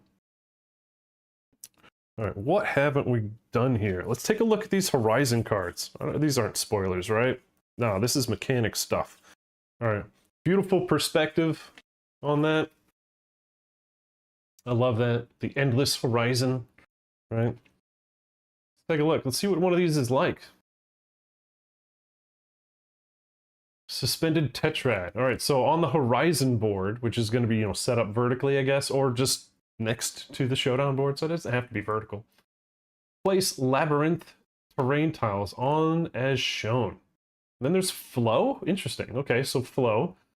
The swiftly changing landscape unnerves the Screaming God. The monster leaps. Move all stationary objects, terrain tiles, knock down survivors. Oh yeah, okay, etc. 7 spaces in a straight line directly towards the stampede. Oh man, so getting knocked down. Same all. You don't want that. Wow. Okay. So rubber suit, so gimp suit from Red Witches would be really cool. Would work really well here. Being able to bouncy trouncy, fun suit. And then the monster lands, see rules for clarification. All right. Those on, okay, see rules, not card. Okay. Interesting. That's really cool. Let's see some more. You don't have to go over all of these. Minor tetrad. All right, so we're going to place them down, then we flow. So you'll be able to dash or encourage. You know, that's going to be probably really important. The swiftly changes. So doing this one, People of the Sun. Or I don't think that's going to be a very good idea. I was thinking about adding this as like a post-campaign thing, but we can't encourage. So it's going to be it's going to be tough. Move all stationary objects 7 monster lands. So yeah, so he's running, you know, doing the whole deer, you know, thing, you know, right, where you're pouncing, you're trouncing, you're leaping. Minor form, you got 3 of them on the board. It leaps, it moves, all stationary and lands. So these all seem pretty much the same. I don't see anything that so far says anything besides he leaps, stationary things move. But there seems to be a good assortment of, you know, block locations, you know, going anywhere from 3 to 4. I don't see any 2s. I didn't see any 2s, so there's always going to be 3 or 4 blocks being dropped. So there's going to be, yeah, just an avenue or 2, right? So think Castle Crashers when you're on the bridge and the thing's following you and there's only one door and you got to move to the door. That could be, that's a game by itself, right? That is a game by itself. Let's go through that terrain because we were looking at that earlier. Here's our Divine Fragment. Yeah, we'll definitely get to that. Those are right here. Absolutely going to get to that. Divine Fragment. So what is this? Precious scraps tumble to the ground as the monster races onwards, attainable for mere moments before they are trampled by the stampede. Oh, this is really cool. I am digging this one. I wonder if it's a crit that chops off a bit, but you don't get it. Like, you know how normal crits, you guys get, you know, like gain a resource or whatever. Maybe you don't gain it. It just drops. You have to go get it as you're running away, right? There's a mob of zombies running after you. You drop your flashlight. Do you stop and go back and pick it up, or do you keep going? So the big question on this one. Very cool. I'm not going to read the rest of that because it looks like you have to stop and use both a move and an action to harvest. Yikes. Here's our labyrinthine tiles. Obstacle, monster, impassable. It's an interesting phrasing. Shifting boundaries form in the distance ahead, undiscernible in the whirlwind pace of the battle. When a survivor collides with this terrain, they suffer monster level +3 damage to a random hit location. Yeah, let's not do that. And then it's only set up according to Horizon cards, so this will not be added to your traditional terrain deck. Now this one's got the big stopper. Don't put it in yet, or don't use it yet unless told. Right, so scored score. On an action, if your settlement has a pictograph, you decipher the message scrawled onto the wall as you pass. The melody is laid bare, clearing the way ahead. You gain +2 understanding and the A Prima Vista ability. Limit once per lifetime. And that ability is at the start of your act. You may reveal top 2 Horizon cards and put them back in any order. Interesting. And here's the host of hands. Parasite Queen. Obstacle, impassable, indestructible. Flowing emanations of the monster, pitching and twisting, contours of squirming, grasping parasites emerge and collapse on its surface. Well, that's an interesting visual in my brain. Right? There's a lot there. When a host of hands would move into the same space as a minion or terrain that is not indestructible, archive them.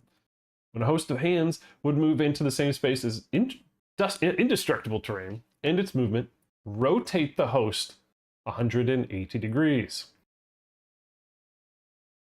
So these things are just spinning around on the board and you have to avoid them. That's crazy. I mean, I can't imagine this showdown right now. we're gonna have to play with that. All right, you said armor sets. All right, so these are double-sided. Yeah, so this is the other one. I love this art. I love this mini. I love this art. I love this mini. So infinite sprint. So it looks like full set. Spending both your move and act to move in a straight line until you reach an unoccupied space or board edge. Your movement is infinite. Then activate a melee weapon with all benefits based on spaces moved. So it accumulates with all benefits. So 6+, you get a speed, double it, you get a 15, you get 5 more strength, do 6 more, you get devastating 1. Yeah, that's amazing, right? So being able to move all the way to a board edge without, spending or needing to have movement. So I mean, somebody like this, or somebody with like a negative movement from like the hand or something, wouldn't matter. Love that. Now this, okay, these two that are also in here, these are in here for vignette purposes only, right? So because these are going to be included in the associated monsters. So this is the Smog Singer armor, and then the Count armor, right? So those two things are included in here because that's what they have on the vignette survivor boards. So these are vignette specific, but not Screaming God or Parasite Queen specific, so I'm not going to worry about those too much. Let's see, how about the vignette milestone? Let's read that. Terminal exertion. Milestone condition. Achieve victory in the Chasing Oblivion vignette. Then you'll be able to strain to see the outcast's widened pupils, absorb the frantic visions far below. Hypnotic bursts of abrupt velocity draw indelible kinetic patterns on their retina, scorching the muscle memory into their mind. The outcast is changed forever. Permanently add the following rule to the Outcast Returns story event. The outcast gains terminal velocity secret fighting art. All right, so this is I don't know if we've seen this before, where the strain. Sorry, I was trying to figure that. Strain milestone affects a story.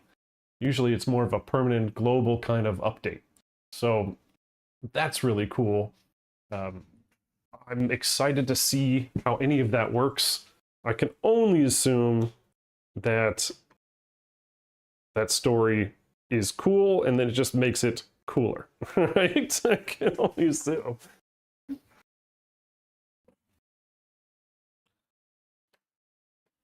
All right.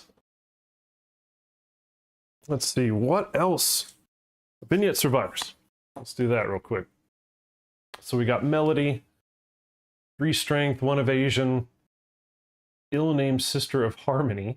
Ill-named? Okay. All right, let's see. Nope, still dead man. We've got 8 survival, 5 movement, and she's got basically 4 armor everywhere with Stalwart and the Count armor set. Let's go with Harmony first. So pretty much the same thing, a bunch of strength, 1 evasion, 4 armor everywhere. Singing armor set says she's an axe specialist, proficient in both ballads and battle, while her elite conditioning allows her to explore and double dash without becoming winded. I like that. Sage, 10 armor everywhere. So she's wearing a full screamer. Oh no, that's like Gusk stuff. Lantern armor set, that's what it is. Right. She's prepared and combo master. Holy cow, look at this one. So Lyra, she's only got 3 armor everywhere. She's the one wearing the lion set. 7 strength. Oh, she's the one. Let's take a look at that real quick. Is she the one with the mace, screaming mace? No, that's Sage. So Lyra's got the Zombato. Ah. She's got White Lion set with Clutch Fighter and Extra Sense. That's a cool combo. I'm digging that. Those survivors are a hell of a lot simpler than Nucalope. Nucalope, oh my goodness. That one was rough. All right. What else do we want to go over? Right? We could take a quick look at Screaming God resources. Now, we're going to have to look at the rulebook a little bit. Right? But it looks like all the resources have a number up at the top. Right? So you got, 5, 3. You got a couple with 1. So patchy hides are only 1. Oh, yep. So, yep, there's the Grandsire Antlers at 10. So I assume higher is not good. Here's a 0. I'd say most of them are 2s, 3s, and 4s. Patchy hides are 1, so there's quite a bit of those. Yeah, I'd say your mean is around 3. So let's find out what the heck that means, right? The Indom resource. While I get all this other stuff kind of put away. Oh my God, I'll just resort this another time. I've got time. Or at least on Monday I'll have time. I have 3 games this weekend. 3 games. They're all really spaced out, so I will not have to worry about being too old. But they are all over the place, and my team's going to be doing some cool social stuff in betwixt. All right, so gain the recurve bow on this one. And then I just put away that pattern card. That is my fault. Let's see if I can't find it real quick. Here it is. So pattern Vandal recurve bow is the thing that has like range 9, can shoot through objects. So you need spiral rib teeth, 2 eroded hides, smoldering molars, and 2 perfect bones. So I can only assume that those are really difficult to get. I don't know, but that bow sounds amazing to get. All right. What are we looking for specifically? Let's see, to add this to your campaign. Let's see. If it includes ARC survivors, add the collective cognition stuff. If it includes scouts, add the discovery and tablet gear. Yeah, no, it doesn't sound like anything specific to add this guy. Like, add this to the timeline or anything. I don't see any of that. Parasite Queen, Finale Monster. Adding it to your campaign, you add the Queen Disorder deck. Or you add all the disorders to the disorder deck, which we didn't look at that because I wanted those to be secret and safe. Yeah, here we go. So campaign nodes.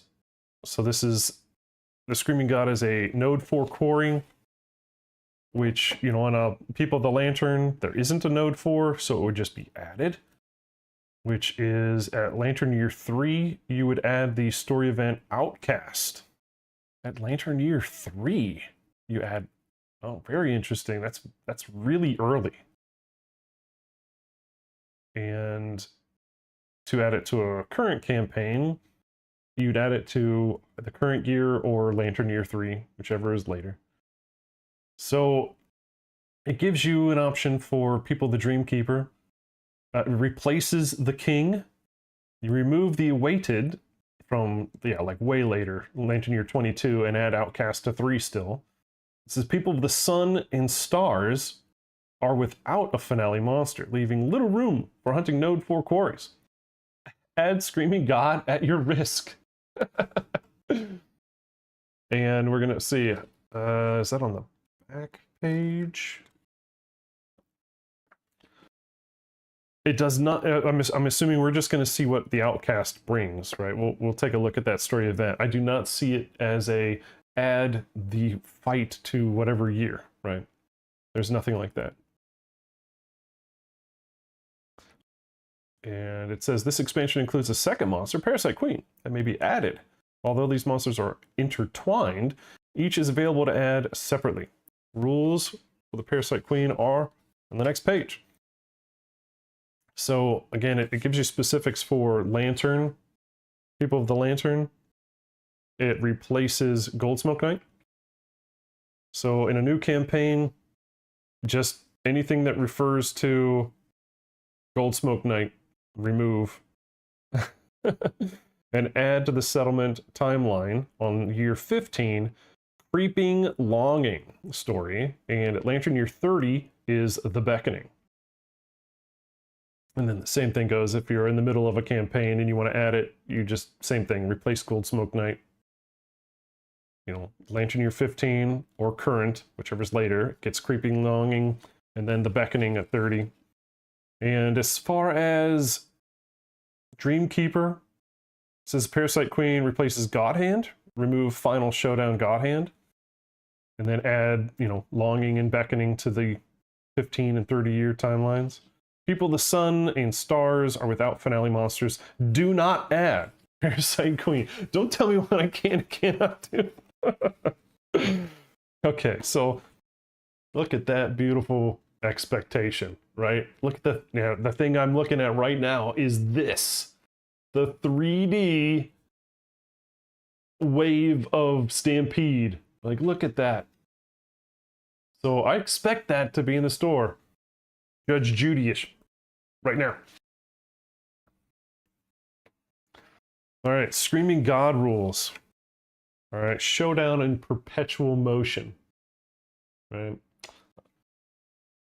So yeah, it does not look like the Stampede board overlaps the game board at all. All right, it's just set to the side, which, so it's just for flair, just for show. That was one of the big things I was looking for. Screaming God Showdown takes place in the Infinite Labyrinth. On a transformed showdown board, the monster and survivors race towards the horizon, endlessly chased by the approaching Stampede. On the showdown board, labyrinth terrain tiles hurtle past them as they run.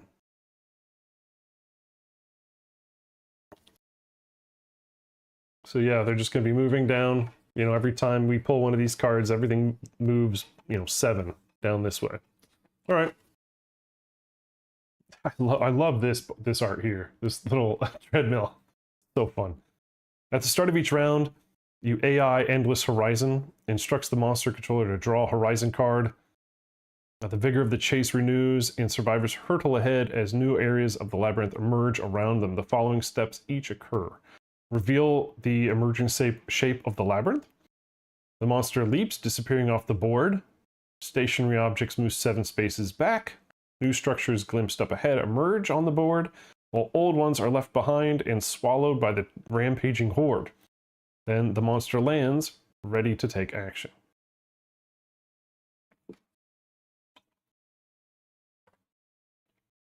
I mean, it plays pretty much exactly like you think it does.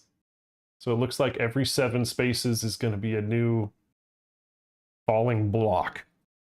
So if you want to think of it just like Tetris, right? You want to think about it just like Tetris. Like the blocks are falling and you've got a, you know, GTFO.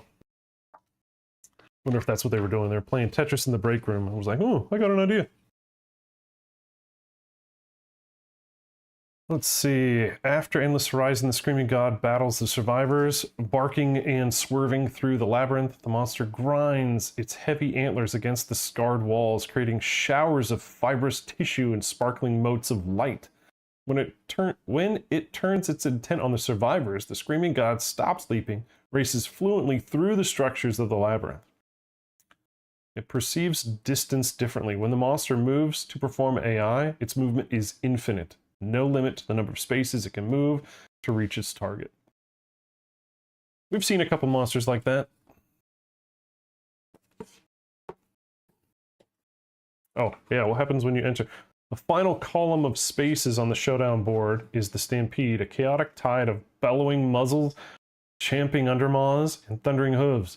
When a survivor enters the stampede space, or a space, they die. No ifs, no ands, no buts. You're dead.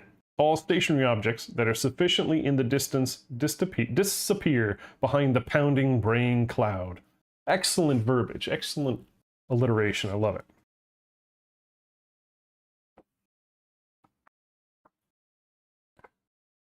Crevice hopping? Interesting. Okay.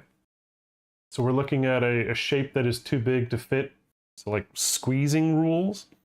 The emerging shapes of the labyrinth may reveal narrow corridors. Survivors may find limited safety from the monster's attack by dashing into these crevices. Let's see. Oh, I don't know if I want to talk about that because that looks very spoilerage. The score terrain card, which we saw as that modified version of the tile, it's, let's see, has the exclude symbol. Only use this terrain when the rules specifically tell you to do so. When you do, find the tile with the scored terrain on the reverse side. Use that side when adding it to the terrain stack.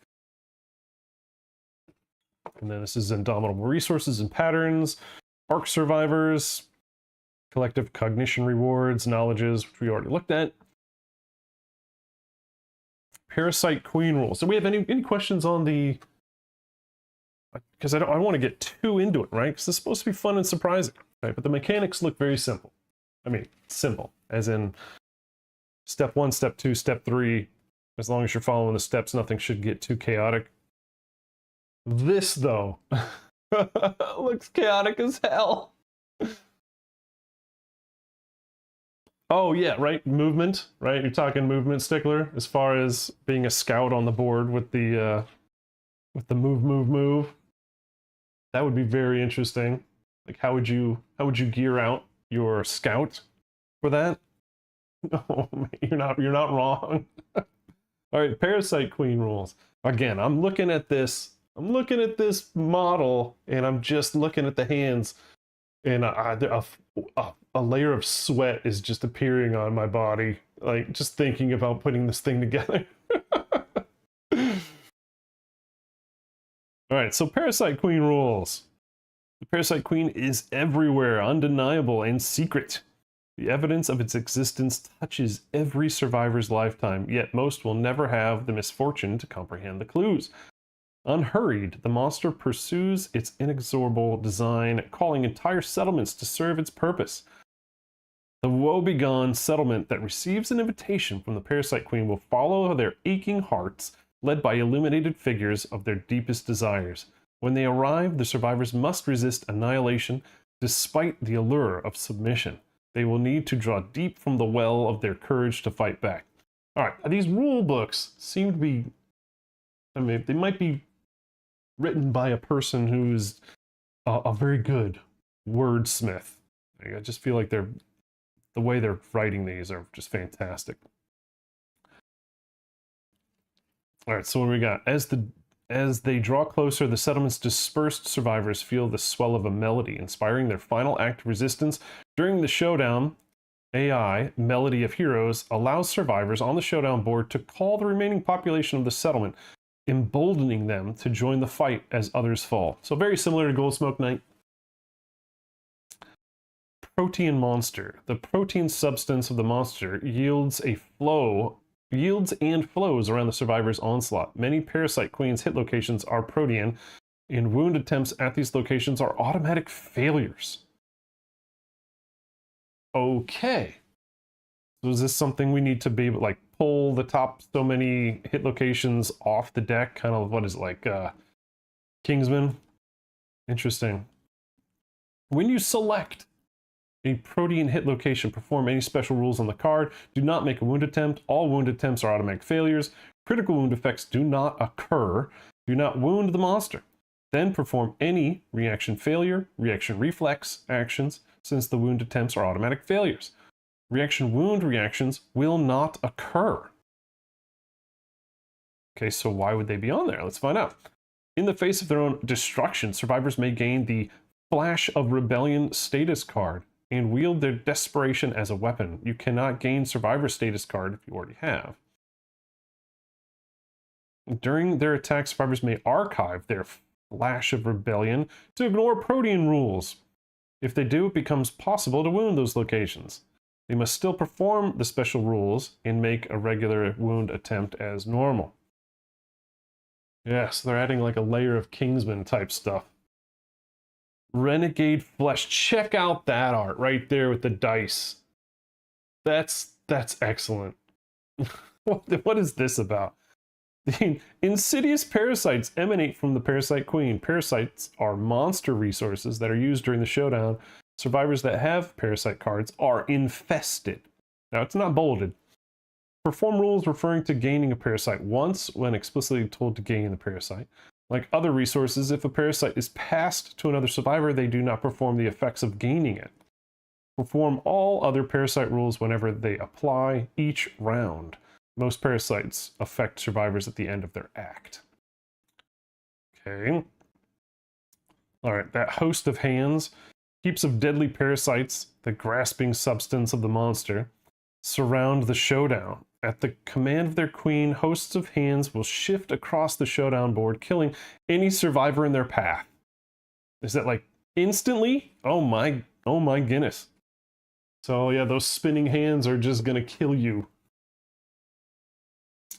When the monster performs omnipresence, the roiling heaps of parasites will change position, and the monster will reform from any heap it chooses. Very cool. I like that. Well, it's like Slenderman reappearing type stuff. Host of hands terrain tiles are numbered from 1 to 8. All 8 tiles are used during the showdown setup and move during omnipresence. When omnipresence begins, randomly determine a direction, push or pull, that's the light or dark arrows on the board. Move them one at a time in ascending order in the direction of the arrow, the corresponding color.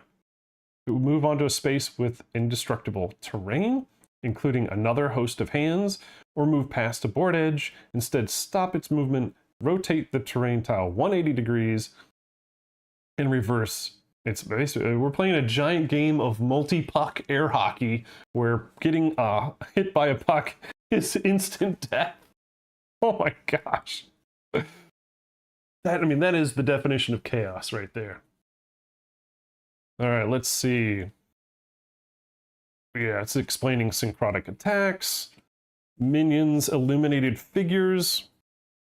Okay. So minions are small monsters that appear, yes, we know that. Illuminated figures are manifestations of desire, appendages of the Parasite Queen represented by models included in this expansion. So those were not new starting survivors. They are these manifestations of the Parasite Queen. It doesn't mean you can't use it for that, but that is new. That is not expected for sure. All right, let's see. There's no limit to the number of illuminated figures that can be added, so you can still use tokens. And apparently there's a card I didn't see, I didn't read, but they move and attack and all that. So very interesting. All right, this is the Outcast story. Do you guys want me to read this? This is the one that's on level. Yeah, I didn't know they were going to be minions. Whatever. That's cool. Do you guys want me to read the Outcast? This is the Screaming God. That's the Screaming God Lantern Year 3 story. I can at least take a look at it. So storyboard. Oh, dude's been outcast. He's crying his eyes out, and he. That's too bad. It's on the stinking, binding like that. But obviously he's like, curse you. The Outcast. There was once an outcast.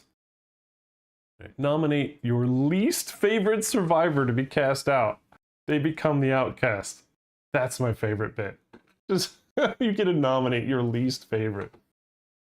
Remove them from the settlement and set their survivor record sheet aside. Roll a d10. All right, let's see if we can't get a little closer for you guys. Yo, Aziz. Yeah, it doesn't really help too much. All right. So we have, let's see, 10 plus. Is there anything to add to it? Doesn't look like it.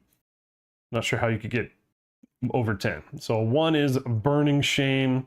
They leave voluntarily, unable to muster a single word of defense. What is this? Interesting. Inwardly, they agree with the settlement's harsh judgment. The outcast gains a apathetic disorder and suffers -1 permanent luck. So apparently they're going to come back at a time. Because you just have to set it aside. 2 to 4 is overwhelming grief. The ostracism is emotionally shattering. Emotional damage. Driven by sorrow, the outcast runs aimlessly until their mind and body collapse. They gain +1 permanent movement. Then you get indignant anger. The outcast blusters and seethes to no avail. They are dragged out of the settlement, kicking and screaming. The outcast gains rageaholic and 2 strength. And you got coping delusions. The outcast denies the reality of their banishment, confabulating a grand mission for themselves. They gain quixotic and immortal, +1 strength and +1 evasion. And then you get, on a 10, you get grim resolution. The outcast vows to survive their exile at all costs. They set forth into the darkness, tense but undaunted. The outcast gains iron will ability and +1 permanent luck. And then you add humming mystery to the Lantern Year 6 on the settlement timeline. Or the current year, whichever is later. So you're going to have to do them back to back if you do them later. All right, I don't want to read any further. I feel like we're getting into spoilage. All right, let's look at the contents here.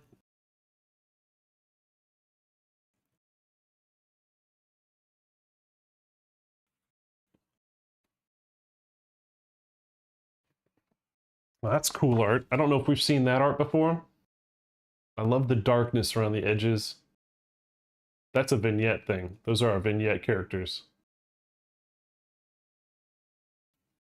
So I don't want to read this in case that's spoilage.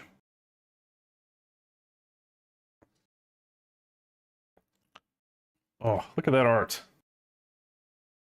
I mean, you gotta love Kingdom Death for one thing, if anything, and that is the beautiful art these guys come up with. There's our box art.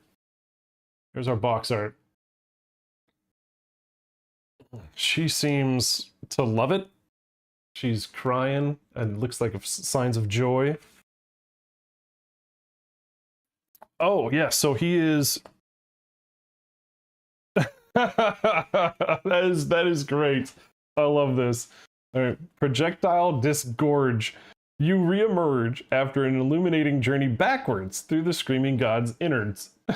So I assume you've been gobbled up. Right, you've been run over, you've been gobbled up, and you just went backwards through the tract. Oh. And apparently that makes you really happy. All right, let's see what else we got before we gotta get out of here. Showdown, Screaming God. Again, this art was this Lockman art. Fantastic. Absolutely beautiful.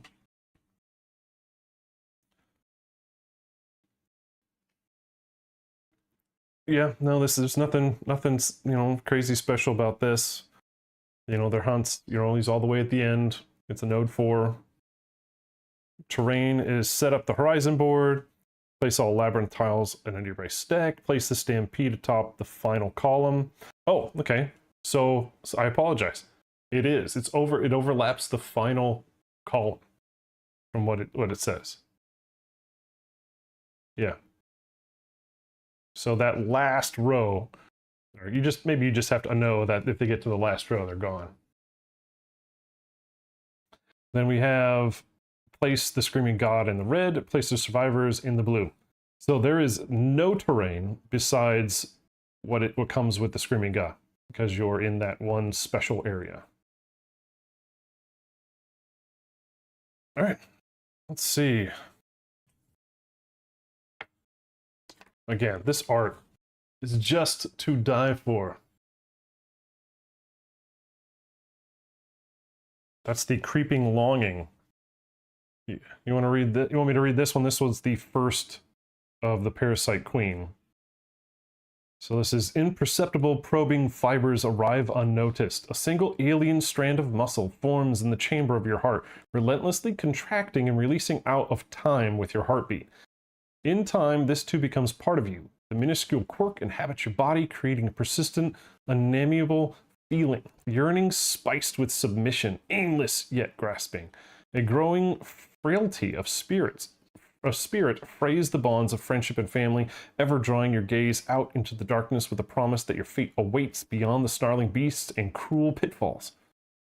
And then you do a thing, you nominate somebody, and they, I don't know if it's good or bad. I don't want to read it yet.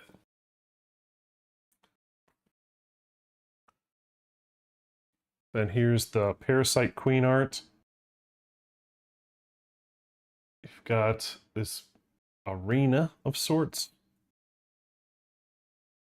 Can't quite tell if those are skulls and tightly bound piles of bones or what. Oh, so the start out is an X of all those hands. You use all 8. Good gravy. Oh my goodness. So place each host of hands as shown. Place Parasite Queen, survivors on the edge. If the combined courage of the survivors is 18 plus, they go first. Otherwise, the monster goes first. And then there's your end. We're not going to read that. A very limited amount of new keywords. Thank the maker. So there's nothing worse I hate than keyword bloat. There's the settlement location art. Which, is it? Yeah, I can do that. So what I was wanting earlier was that if this was not a on rules on the back, I was going to frame this because I love that. All right. Questions, comments, concerns?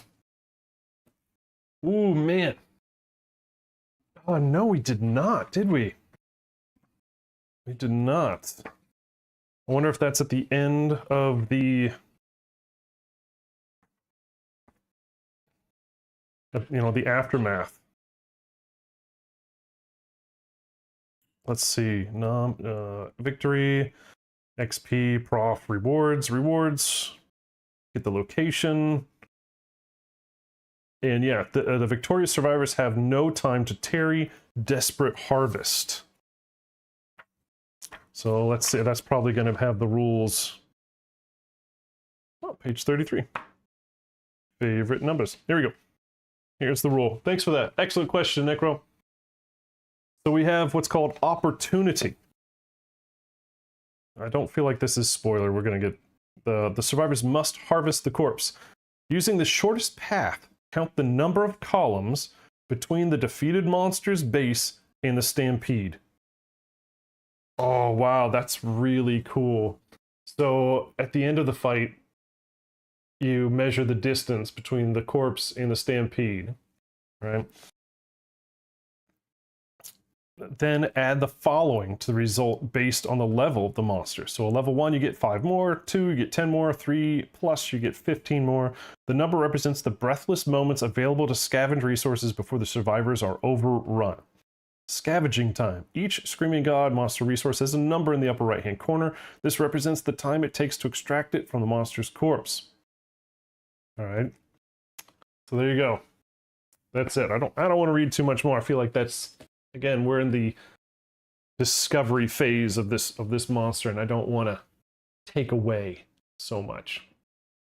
All right. Well, it is 12:30. I guess it's a good time to end it. I want everybody to just think about all their comments and things. And when I get this video loaded up to YouTube, I want you to flood it. I want you to flood it with comments. All right. But what did we think of the content? Did we think, as far as the value, as far as what do we see, is it worth the wait? You know? And what we need to think about next is, I said, man, how are we going to insert this into our next campaign? Right? So, and then of course, when we might do the vignette, right? So maybe that's what we'll do at the end of this campaign. We'll make it more of a vignette. Maybe we'll even use our own survivors, if we make it. Alright, well, for me, 5XP, thank you for watching, and we will see you next time here on the Twitch channel. And next Fridays, we're going to be back to good old Settlement of Soundgarden. So thanks for tuning in, and we'll see you guys next week. Adios, amigos.